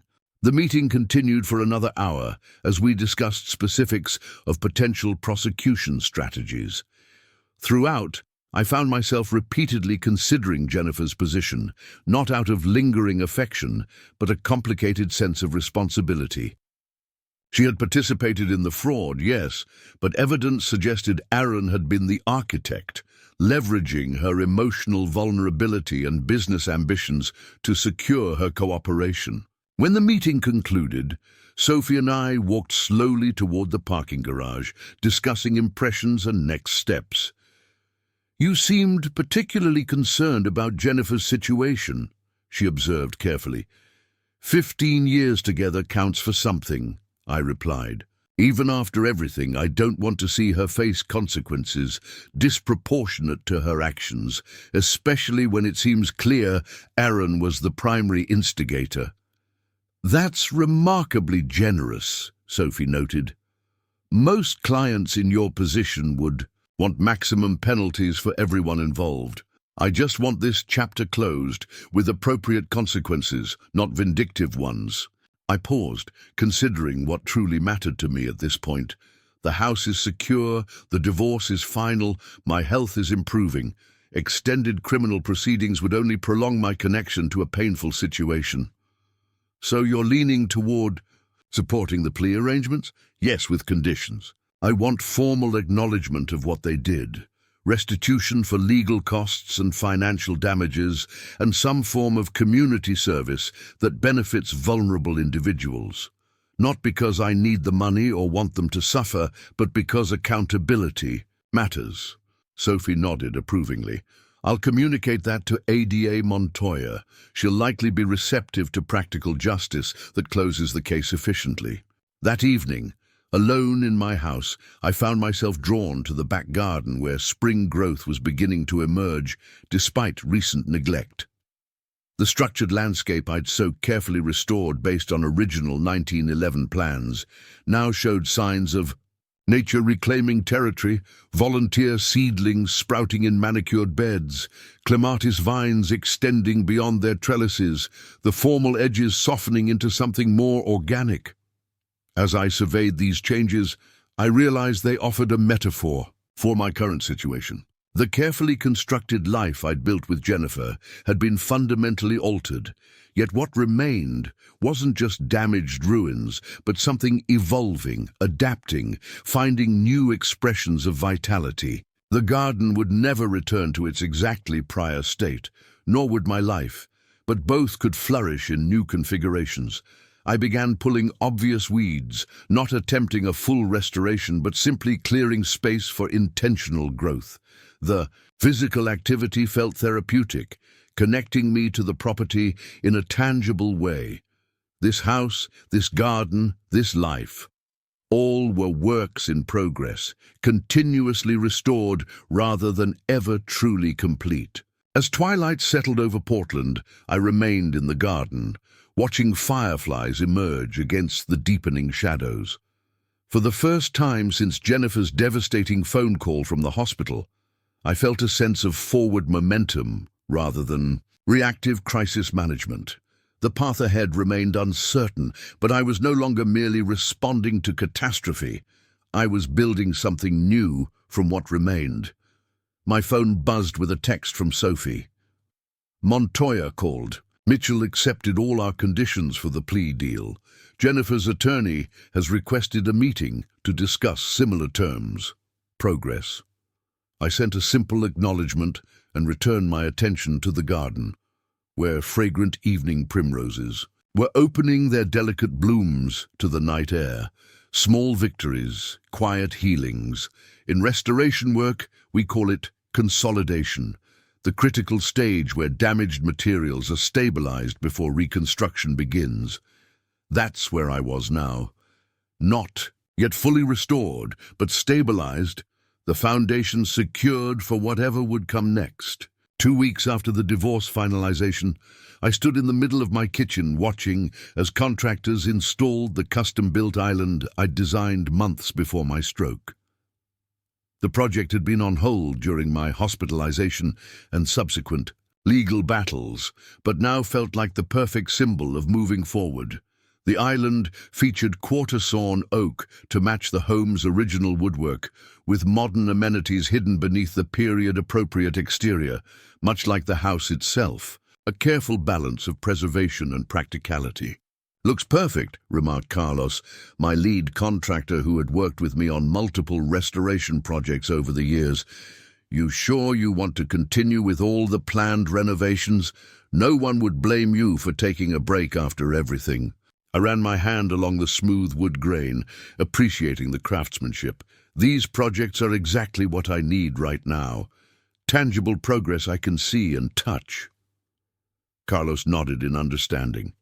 He knew better than most how restoration work could be therapeutic, providing both creative outlet and measurable achievement during difficult times.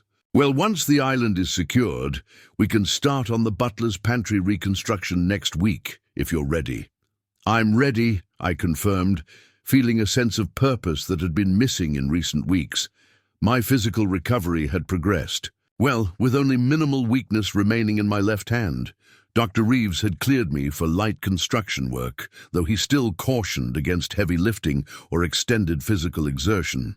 The medical limitations frustrated me at times, but I'd found ways to adapt, directing skilled craftspeople like Carlos for tasks I would previously have handled myself, focusing on design and detail work that required precision rather than strength. The legal aftermath of Jennifer and Aaron's scheme continued to unfold with surprising efficiency. Aaron had accepted a plea deal that included 3 years of probation, substantial community service hours at a stroke rehabilitation center, and full restitution for legal expenses and financial damages resulting from the fraudulent sale attempt. More significantly for him, he had surrendered his medical license for 2 years, pending ethics review, effectively putting his career on hold. Jennifer's situation had evolved differently. After initially considering a similar plea arrangement, she had instead opted for a restorative justice program, an alternative to traditional criminal proceedings that focused on accountability and repair rather than punishment. The program required her to acknowledge her actions before a community panel that included fraud victims, participate in financial ethics education, and develop a community service project related to protecting vulnerable individuals from exploitation. Somewhat to my surprise, Jennifer had contacted me through Sophie, requesting my input on her community service project. After consideration, I had agreed to a single meeting, scheduled for tomorrow afternoon, at a neutral location, a conference room at Sophie's law firm, where we would discuss her proposed initiative. My relationship with the house itself had changed subtly since reclaiming it. What had once been our home was now unequivocally mine, and I found myself making decisions about spaces and features I had previously compromised on to accommodate Jennifer's preferences. The dining room wall I'd wanted to open up to improve flow between spaces, a change Jennifer had resisted, was now scheduled for modification. The guest bathroom fixtures she'd insisted on keeping despite their incongruity with the home's period would soon be replaced with historically appropriate alternatives. Each change felt both liberating and somewhat melancholy, steps toward making the house truly mine while simultaneously erasing remnants of our shared history. As Carlos and his team completed the island installation, I wandered through the rooms, mentally cataloguing projects completed and those still awaiting attention. The house had good bones, as we say in restoration, a solid foundation, quality materials, thoughtful original design. Whatever damage had occurred over time, whether from neglect, misguided improvements, or recent emotional earthquakes, could be repaired by someone with the right skills and patience. That evening, James came by with dinner and updates from the family business he managed. As we ate on the newly finished back deck, he studied me with brotherly scrutiny. "You seem different lately," he observed, "more settled somehow." I considered his assessment. "I think I've finally stopped waiting for the next crisis. For weeks, it was just one blow after another, stroke, betrayal, legal battles. Now things are stabilizing." "And tomorrow you're meeting with Jennifer?" His tone remained carefully neutral, but I could sense his concern. "Just to discuss her community service project. Sophie will be there to keep things focused and professional." James nodded, though doubt lingered in his expression. "Just be careful. You've always had a blind spot when it comes to Jennifer, seeing her potential rather than her reality." His observations struck uncomfortably close to the truth. Throughout our marriage, I had indeed focused on who Jennifer could be rather than fully acknowledging who she was. It was the same instinct that drew me to neglected historic homes, seeing beauty and possibility beneath damaged exteriors. But unlike houses, people couldn't be renovated through sheer will and careful craftsmanship. "This isn't about reconciliation," I assured him. "It's about closure and ensuring something constructive comes from this mess." Later that night, I reviewed the brief proposal Jennifer had sent through Sophie, a program to educate stroke survivors and their families about financial vulnerabilities during recovery periods. The concept was solid, addressing a real need while directly connecting to her own wrongdoing. She proposed developing educational materials, organizing workshop presentations at rehabilitation centers, and creating a resource network for patients. Concerned about financial security during medical crises, The proposal demonstrated genuine thought and self-reflection, acknowledging the harm she had caused while seeking to prevent similar exploitation of others. Still, I approached the upcoming meeting with caution, aware that emotional terrain remained unstable despite the legal resolutions. The following morning brought unexpected news via a text from Sophie. Mitchell's brother Jason has been charged separately with attempted real estate fraud. Apparently this wasn't their first scheme. Call me when you can. When I reached her, by phone, Sophie explained that investigators had discovered previous instances where Jason Mitchell had attempted to purchase properties at below market values through questionable means. While Aaron had not been implicated in those earlier schemes, the pattern suggested their plan regarding my house hadn't been an isolated ethical lapse, but part of a larger habit of exploitation. "Does this affect Jennifer's situation?" I asked, concerned about implications for her restorative justice arrangement. "Not directly. Her agreement acknowledges her role was secondary and influenced by her relationship with Aaron. This new information actually supports that characterization. She was likely drawn into an existing pattern of behavior rather than initiating it. The revelation reinforced my growing understanding that while Jennifer had made inexcusable choices, Aaron had deliberately targeted both my property and my vulnerable wife, seeing opportunity in our respective weaknesses. The calculating nature of his approach made Jennifer's betrayal simultaneously more understandable and more painful. She had been manipulated by someone practiced in exploitation, yet had still chosen to participate in harming me. I arrived at Sophie's office 15 minutes early for the meeting, using the time to center myself and review my objectives. This wasn't about forgiveness or recrimination, but about ensuring Jennifer's community service genuinely benefited vulnerable patients while providing appropriate accountability for her actions. Sophie met me in the lobby, her expression professional but sympathetic. "She's already here in the small conference room. Are you sure you're ready for this?" "I'm ready," I confirmed. "How does she seem?" "Nervous, subdued, very different from the woman I first met during the emergency hearing." The conference room was deliberately neutral. Polished oak table, comfortable chairs, abstract art on walls, a pitcher of water with glasses set precisely at each place. Jennifer sat facing the door, dressed simply in a navy blazer over a white blouse, her normally perfect hair pulled back in a practical ponytail. She stood as we entered, uncertainty evident in her posture. "Matt, thank you for coming." Her voice was steadier than her expression. I nodded acknowledgement as Sophie directed us to our seats and established ground rules for the discussion. We would focus exclusively on the community service project, limit the meeting to 30 minutes, and maintain professional decorum throughout. "I've reviewed your proposal," I began, once formalities were complete. "The concept is solid. Education about financial vulnerabilities during medical crises is genuinely needed." Relief flickered across Jennifer's face. "Thank you. I've been volunteering at the Stroke Rehabilitation Center to understand what patients and families really need. Many have no idea how vulnerable they are during recovery." "What specific topics would your educational materials cover?" I asked, keeping the conversation focused on practical details. Jennifer referred to notes she'd prepared.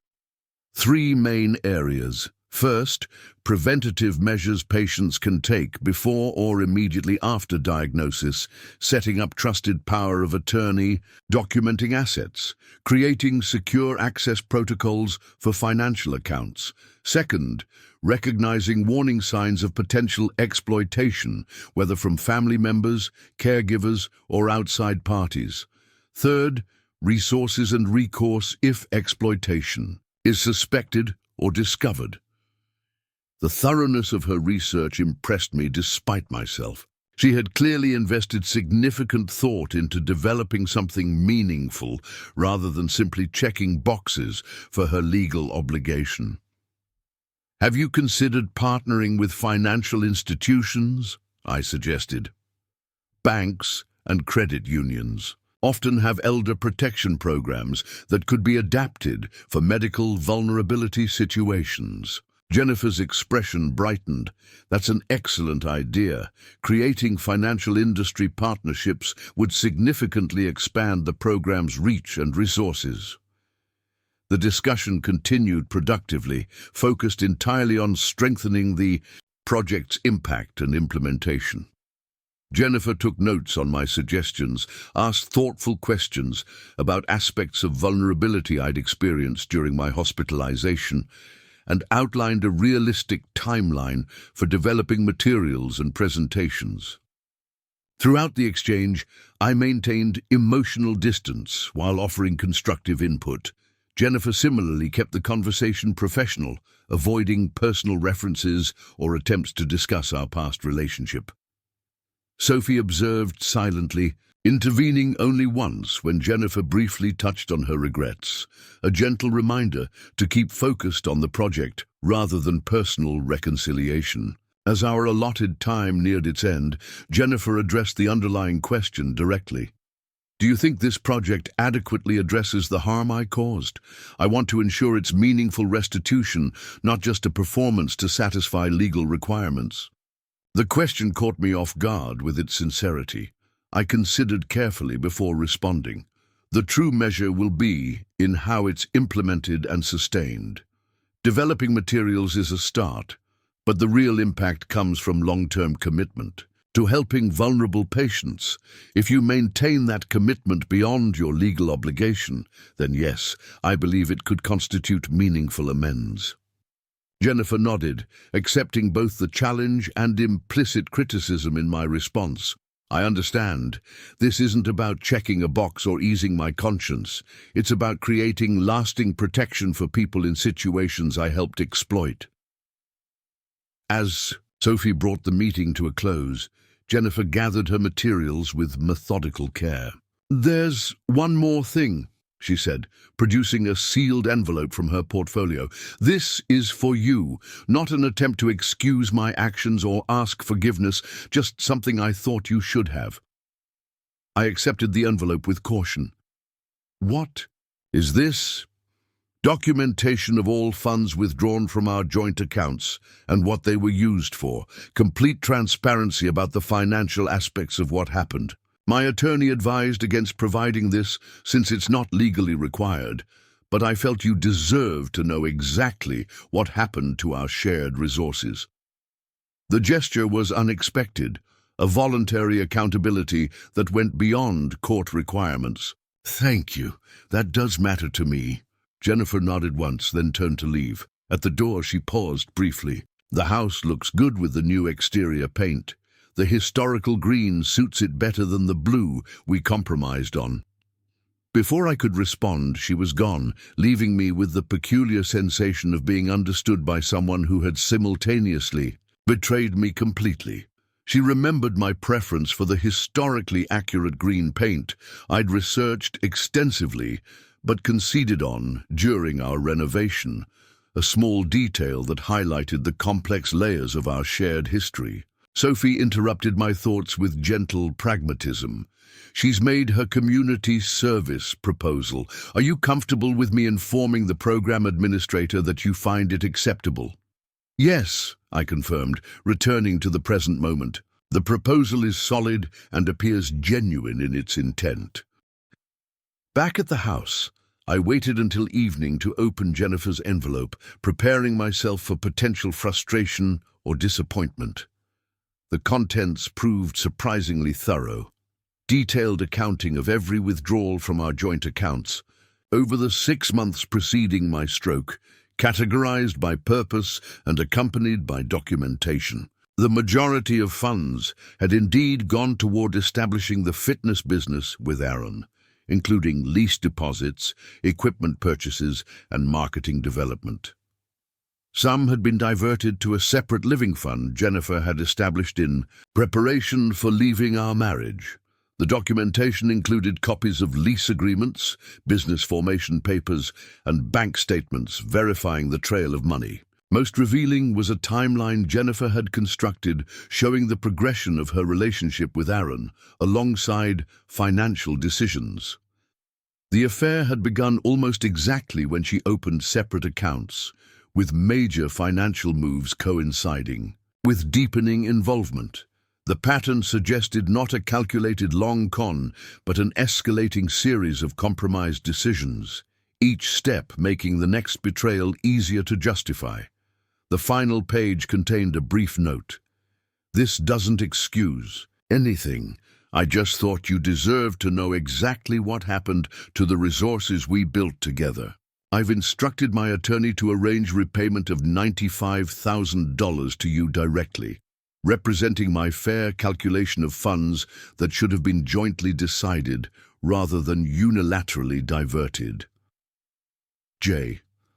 I set the documents aside, unsure how to process this voluntary transparency and unexpected restitution offer. The amount was substantial, not life-changing for either of us, but significant nonetheless. More important than the money was what the documentation represented, an acknowledgement of specific wrongs rather than vague apologies, concrete accountability rather than emotional manipulation. Sleep proved elusive that night, my mind cycling through the day's revelations and their implications for my ongoing recovery, both physical and emotional. Around dawn, I gave up on rest and made my way to the front porch with coffee, watching the neighborhood slowly awaken. The quiet morning ritual had become an important part of my healing process, a moment of stillness before engaging with the day's challenges. My phone buzzed with a text from Dr. Reeves, just confirming your 6-month follow-up appointment next Tuesday at 10 a.m. Also, hospital administration asked me to inform you that Dr. Mitchell's clinical privileges have been permanently revoked, following ethics review. The news about Aaron's professional consequences registered as justice served rather than vindication. His calculated exploitation of both Jennifer's emotional vulnerability and my medical crisis had demonstrated fundamental character flaws incompatible with medical practice. The consequences he now faced: loss of career, legal probation, financial penalties, were proportionate to his actions rather than excessive punishment. Later that morning, I met with Carlos to review progress on the kitchen renovation and finalize plans for the butler's pantry reconstruction. The original house had featured a pass-through between kitchen and dining room that previous owners had removed in the 1960s, replacing architectural character with standardized convenience. My restoration design would recreate the period feature, while incorporating modern functionality, preserving history without sacrificing practicality. "We found something interesting when opening up this wall," Carlos mentioned as we examined the partially deconstructed space.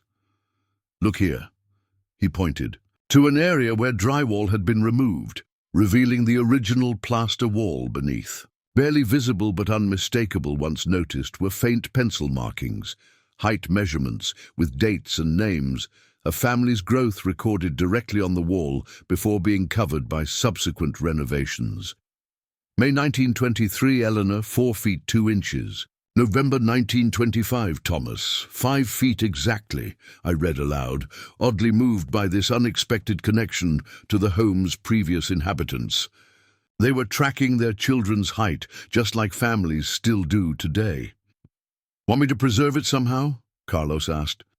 "We could frame this section with glass before completing the new construction. Make it a feature instead of covering it up again."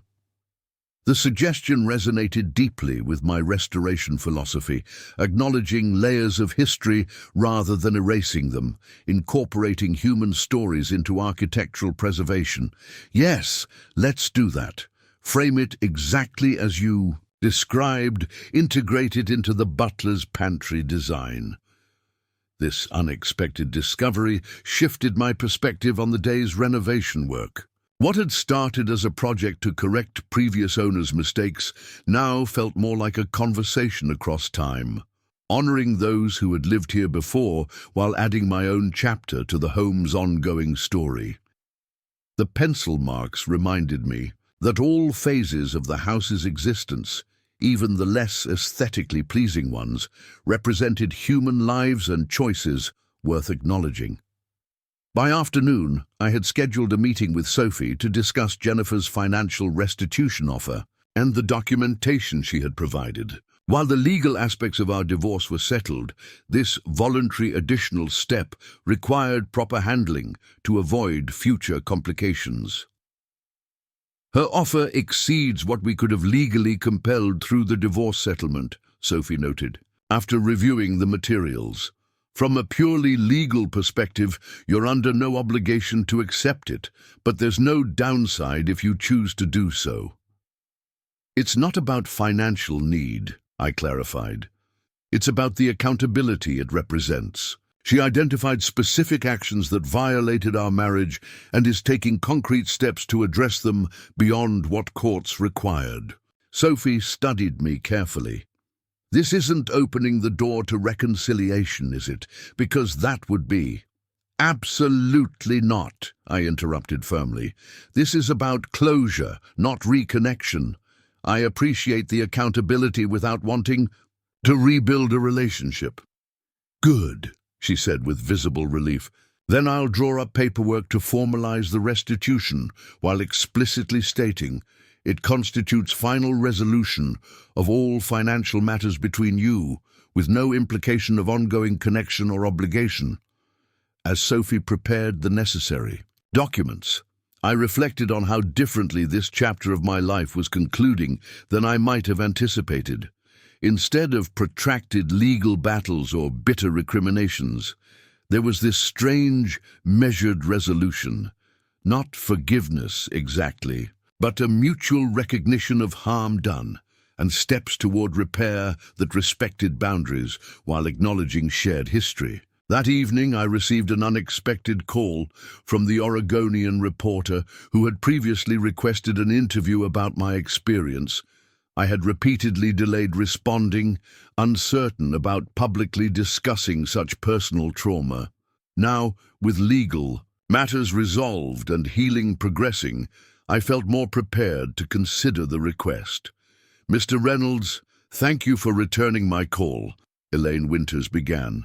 Our feature on financial exploitation during health crises is moving forward, and your experience would provide valuable insight if you're willing to share it. What specifically are you hoping to include? I asked, still cautious about public exposure. We're focusing on how individuals can protect themselves and their assets during medical vulnerability. Your case illustrates both the risks and the importance of advanced planning. We'd particularly like to highlight how your security system and legal preparations ultimately protected your property. The focus on preventative measures rather than personal drama appealed to me. Would this be presented as educational rather than sensationalized? Absolutely. This is for our weekend section on financial security, not the crime beat. We want readers to learn practical steps they can take before medical emergencies occur. I considered how my experience might benefit others facing similar vulnerabilities. I'm open to discussing the protective measures that proved effective in my situation. However, I'd prefer to minimize personal details about my former wife and focus instead on systemic safeguards. That's completely workable, the reporter agreed. Would you be comfortable with a photographer capturing images of your security system and any documentation you're willing to share? No personal photos required.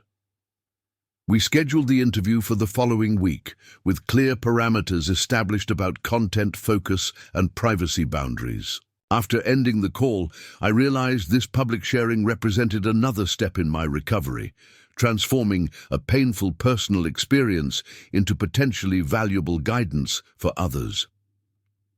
The next day brought an email from Jennifer with an unexpected update. The first educational workshop is scheduled for June 15th at Northwest Rehabilitation Center. If you're comfortable attending as an observer, it might help refine the content for future sessions. No pressure either way. Program coordinator contact information attached if you want to arrange independent attendance. The invitation reflected sensitivity to boundaries, offering involvement without presuming intimacy, providing a neutral channel for attendance rather than direct coordination. After consideration, I decided observation might indeed be valuable, both for the program's development and my own closure process. I contacted the coordinator directly to arrange attendance as an independent observer rather than responding to Jennifer. That evening, I joined a small gathering at James's condominium, my first social event since the divorce finalization.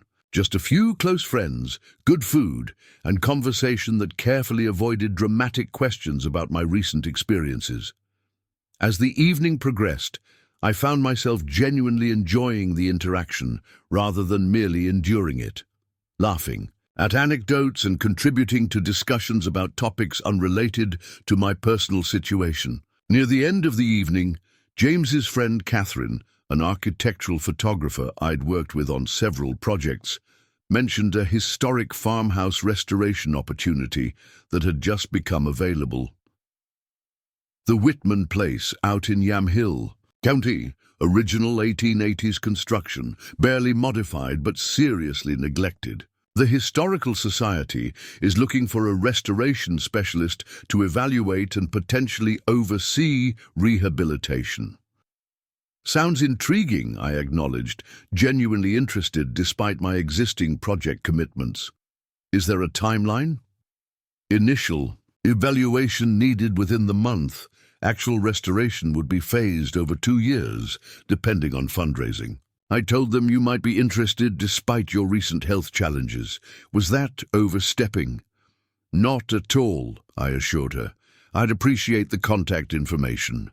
Site visits and evaluation are well within my current capabilities, even if hands-on work might require adaptation. Driving home after the gathering, I reflected on how this casual professional opportunity represented something significant, a step toward expanding my life rather than merely repairing it. For weeks, my focus had necessarily been inward, physical, recovery, legal protection, emotional processing.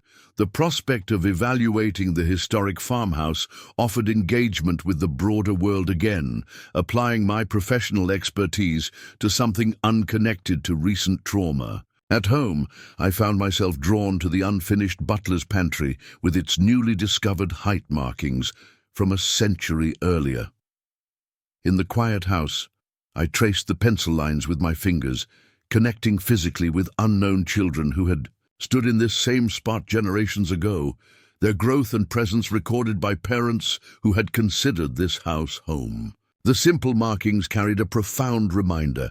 Houses outlast their occupants, absorbing each family's story before witnessing the next. Whatever had happened between Jennifer and me was simply one chapter in this building's long history. Previous inhabitants had experienced their own dramas within these walls, celebrations and betrayals, arrivals and departures, healing and heartbreak. This perspective brought unexpected peace. The house wasn't defined by our failed marriage or Jennifer's betrayal. It had witnessed decades of human experience before us and would continue standing long after current wounds had faded to distant memory. My restoration work wasn't just about reclaiming the house from Jennifer, but about honoring its continual evolution through time. With that thought, I made a decision about the master bedroom I'd been avoiding since reclaiming the house. Tomorrow, I would finally begin its transformation, not erasing the past, but acknowledging its conclusion and creating space for whatever might come next. The room that had been ours would become simply mine, redesigned to reflect both the home's historical character and my individual preferences, without reference to compromise or shared history. As I prepared for bed in the guest room that had become my temporary sanctuary, my phone chimed with an email from Sophie. Restitution agreement drafted as discussed. Jennifer's attorney has already indicated she'll sign without modification. Final resolution within reach. Final resolution. The phrase captured what I had been working toward through all the legal proceedings, renovation projects, and emotional processing. Not erasure of what had happened, but integration of the experience into a life moving forward rather than trapped in betrayal's shadow.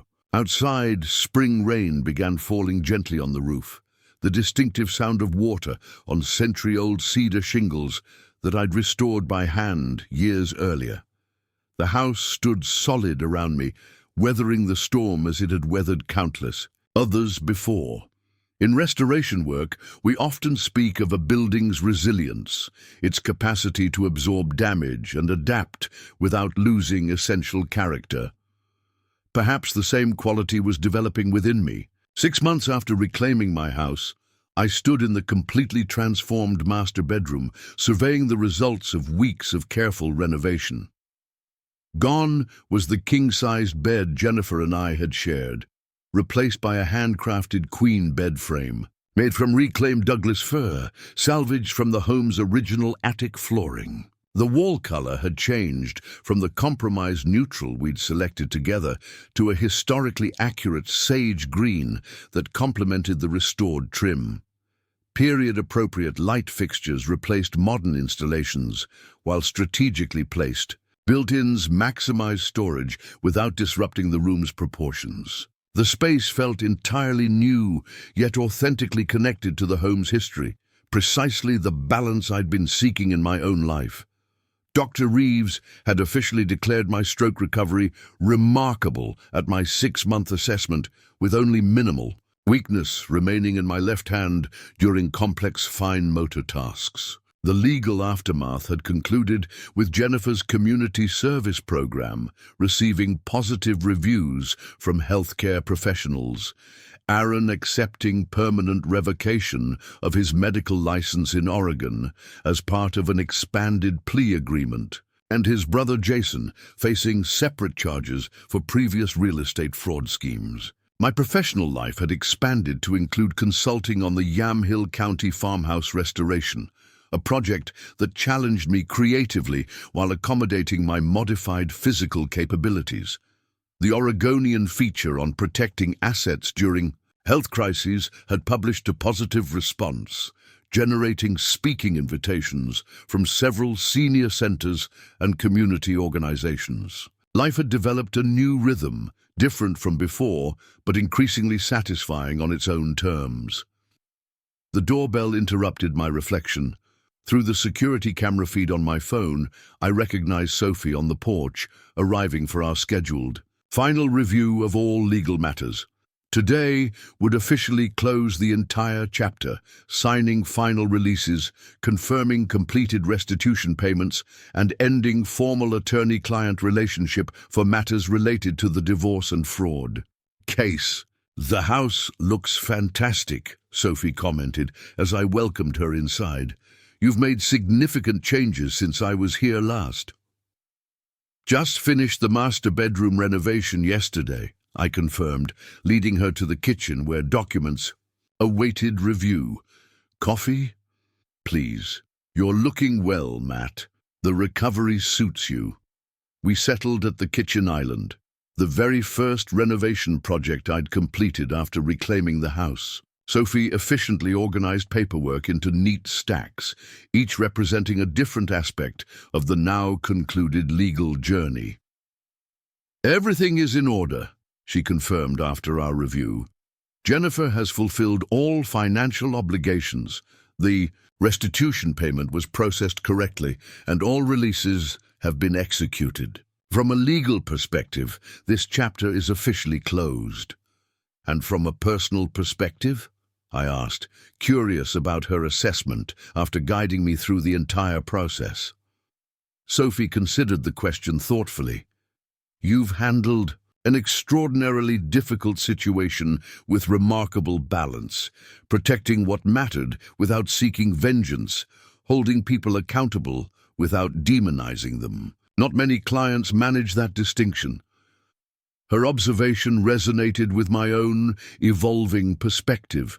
The past 6 months had taught me that justice and vengeance were fundamentally different paths, one leading toward healing, the other toward continued entrapment in past injuries. As we concluded our business, Sophie shared unexpected news. Jennifer has accepted a position in Seattle. Her community service program has been transferred to continue there under local supervision. The information registered as appropriate. Closure rather than emotional disruption. I hope it works out well for her, I said, meaning it sincerely despite everything. After Sophie departed, I continued preparing for the evening's milestone, hosting dinner for James, his girlfriend Laura, and 2 couples who had been friends throughout my marriage, but whom I hadn't seen since before my stroke.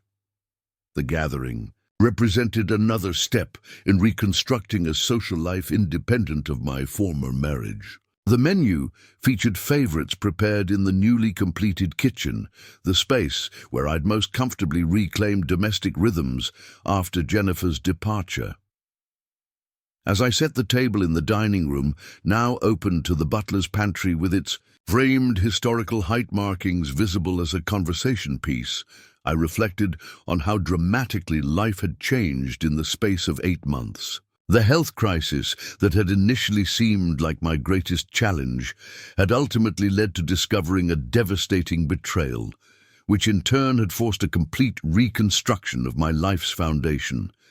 Yet here I stood in a home more authentically mine than ever before, hosting friends in a space that reflected both historical character and personal vision, my health substantially restored, and professional life evolving in satisfying new directions. The doorbell announced my first guests arriving. Through the security system that had once saved my home, I now simply welcomed friends. The technology's purpose shifted from protection during crisis to convenience in normalcy. As James and Laura entered bearing wine and conversation, the house seemed to welcome their warmth and laughter, spaces designed for gathering fulfilling their intended purpose. The evening unfolded with surprising ease, initial awkwardness about my divorce giving way to genuine connection as conversation flowed. From renovation details to professional projects, community events to shared memories that predated my relationship with Jennifer. When one friend eventually asked directly about my recovery journey, I found myself able to share the experience without either minimizing its impact or allowing it to dominate the gathering. The security cameras were actually installed almost a year before everything happened, I explained, when the fraud attempt came up. Just routine protection for a valuable property, not because I suspected anything specific. Sometimes preparation for one purpose ends up serving another entirely. Like your restoration skills, James added supportively. You spent decades learning how to see potential beneath damage, how to rebuild what others might abandon. Then, suddenly, those exact skills became necessary in your personal life. His observation captured something essential about my recovery process. The methodical approach I'd applied to countless historical properties, assessment, stabilization, selective demolition, thoughtful reconstruction, had provided a framework for navigating personal devastation as well. Later, as guests departed with promises of future gatherings, James lingered to help with cleanup. "You seem genuinely at peace," he observed as we loaded the dishwasher. "I wasn't sure you'd get here, especially after seeing how deeply Jennifer's betrayal cut."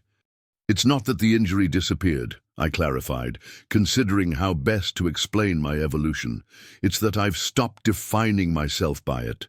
Like with houses, you don't pretend the fire damage never happened.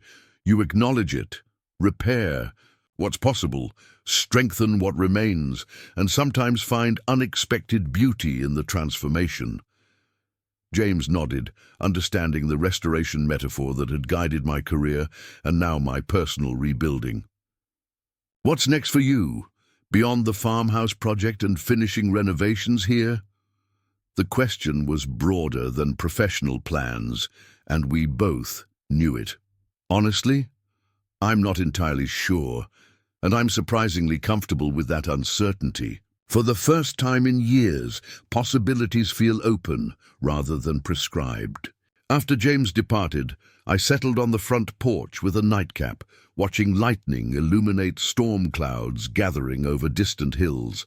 The forecast had promised overnight thunderstorms, typical spring weather that would test my recently repaired roof gutters and updated drainage system. My phone chimed with an email notification from the Historical Society overseeing the Yamhill County Farmhouse project. Funding approved for complete exterior restoration per your assessment. Ready to proceed when you are. The news brought genuine satisfaction. Another historic property would receive the care and authentic restoration it deserved. I sent a brief acknowledgement, already mentally planning the work sequence and considering which specialized craftspeople to involve. As the first raindrops began falling, I remained on the porch, protected by the overhang I'd reconstructed using traditional techniques and materials that honored the home's original design. The house stood solid around me, neither defined by nor ignorant of the trauma it had witnessed, its authentic character enhanced rather than diminished by thoughtful restoration after damage. In that moment of reflection, I recognized that my recovery journey had reached a significant milestone. The betrayal that had once dominated my thoughts had gradually shifted to background, not forgotten but no longer controlling. Like the house itself, I had been damaged but not destroyed, altered but not diminished, my essential character preserved while adapting to new circumstances. Thunder rumbled in the distance as rain intensified, the storm moving closer. I remained on the porch, appreciating the contrast between chaotic elements outside and the security I felt within my reclaimed space. The house would weather this storm as it had weathered countless others before, as I had weathered my own recent tempests. Tomorrow would bring new projects, challenges, and opportunities. The farmhouse restoration would require attention, speaking. Engagements needed preparation, and several rooms in my own home still awaited renovation. Life continued forward, neither defined by past betrayal nor constrained by previous expectations. As lightning briefly illuminated the entire street in stark clarity, I raised my glass in silent acknowledgement to the house that had become a sanctuary rather than a battleground, to the unexpected journey of the past year, and to the future that remained unwritten but full of authentic possibility. The blueprint for what came next wasn't yet drawn, but the foundation had been properly restored, ready to support whatever I chose to build. Up next, you've got two more standout stories. Right on your screen. If this one hit the mark, you won't want to pass these up. Just click and check them out.